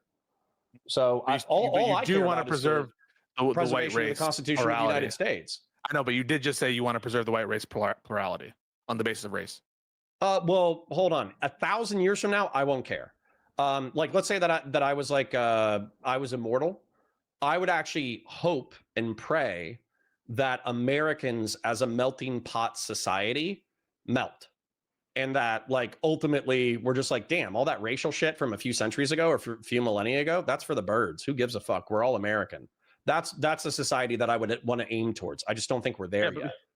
Okay, but yeah, wouldn't that necessitate like integrating and everyone marrying everybody and then like adopting devotion to the white plurality? It seems like if you're trying to it's not even devotion to the white plurality. It's devotion, in my opinion, is to the Constitution of the United States. If my and which can be amended, by the way, but which is racial, which is premised on racial. I mean, that's a little bit of a self-report. No. Do you think So for instance, let's say once again, I brought up like 100 million Chinese people coming overnight, or 100 million Middle Eastern and North African people coming overnight. Obviously, that would be like let's put it mildly. That would be an integrative challenge. Integrating 100 million people from a different culture and a different religious context would be a challenge. But presumably you don't think it's intrinsically racial there. No, it's not intrinsically racial. No. There's Iranians and Chinese and black people who are more patriotic than me. Okay, but then why bite the bullet and say I want to preserve the white plurality when what you should be saying is, because that's a racial desire, when what you should be saying is that's a proxy, I want to preserve the culture. The thing is, I think that it is a proxy. A lot of the thing is, you say it's a proxy, but you say it's a proxy, but usually, I don't know what it is about you, or maybe you are being genuine, but usually the proxy is the other way around. They'll say we need to preserve the cultural integrity of America, and what they mean is race. That no, I think that, for example, yeah, I think no. I agree with you that many national conservatives and many right wingers use cultural tradition as a proxy for race. I agree with that statement. And you're using, but you understand what you're doing. You're using race as a proxy for culture. I'm doing the invert, and I'm actually saying that I don't actually care about race that much in the long term. Yeah. But in the short term, you do. Yeah, integration. Integration is a huge project. We do it better than everybody else, but we do it better than everybody else because up until now, we've been relatively intentional about it. I care about that intentionality. What a wild combo. Hey, man, this was great. Yeah, I had fun too. We should, we took a lot of like agreeing sessions for a while there, but this is really, I think, good. I think we can decompress with them shitting on MAGA at some point. But I'm happy we can finally fight. It's good. Yeah, it's good. It's good for the brain cells. Fights. These are like I'm flabbergasted after I have these conversations. I'm like, what just happened? Then I think about that. I'm like, did I dream that conversation? So that's. I felt the same way. That's why I drew a chart. When we were done with the last conversation, I was like, we basically just had a schizophrenic conversation where we were jumping from variable to variable to variable about a dozen political personalities and why I was willing to vote for them, but not them, and this back. And I know when there isn't like a narrative through line that feels like you could follow it coherently, I kind of know that in the back of my mind. And so there was this like splinter in my brain that needed to resolve the incoherence, which is why I drew the chart. And I don't even think we're necessarily done with that. Like you brought up, there's a couple of flaws in the chart that need to be amended for accuracy's sake. So also we need to revisit your percentage on Nick Fuentes. You said 30% of the time he's based. That seems like a lot. So but the whole point is like, there's debating to win and debating to understand. And part of the reason why I like talking with Pisco, even when we passionately disagree about stuff, and he tries to dunk on me and he calls me an arsler, is because I've not called you that. No, I haven't. I'm fucking around. You've called me the N-word with an A. Yeah, it's a term of endearment. So, anyways, but the point is, it sharpens your argumentation, because if you go in with this flat-footed into a debate where somebody's trying to stomp you out, you're just going to get stomped out. Whereas if you have a friend who likes to stomp you out on occasion, but he's also just challenging your bullshit, it makes you sharper. So I appreciate that about our conversations. Well, my guy, we'll talk soon. Have send my full regards to Mrs. Points. I will. You have a good time with your fam, and talk soon. Thank you, King. Parasocial love. We'll talk soon. Later. Bye, bud. I parasocial love you. Have a beautiful day. Mwah.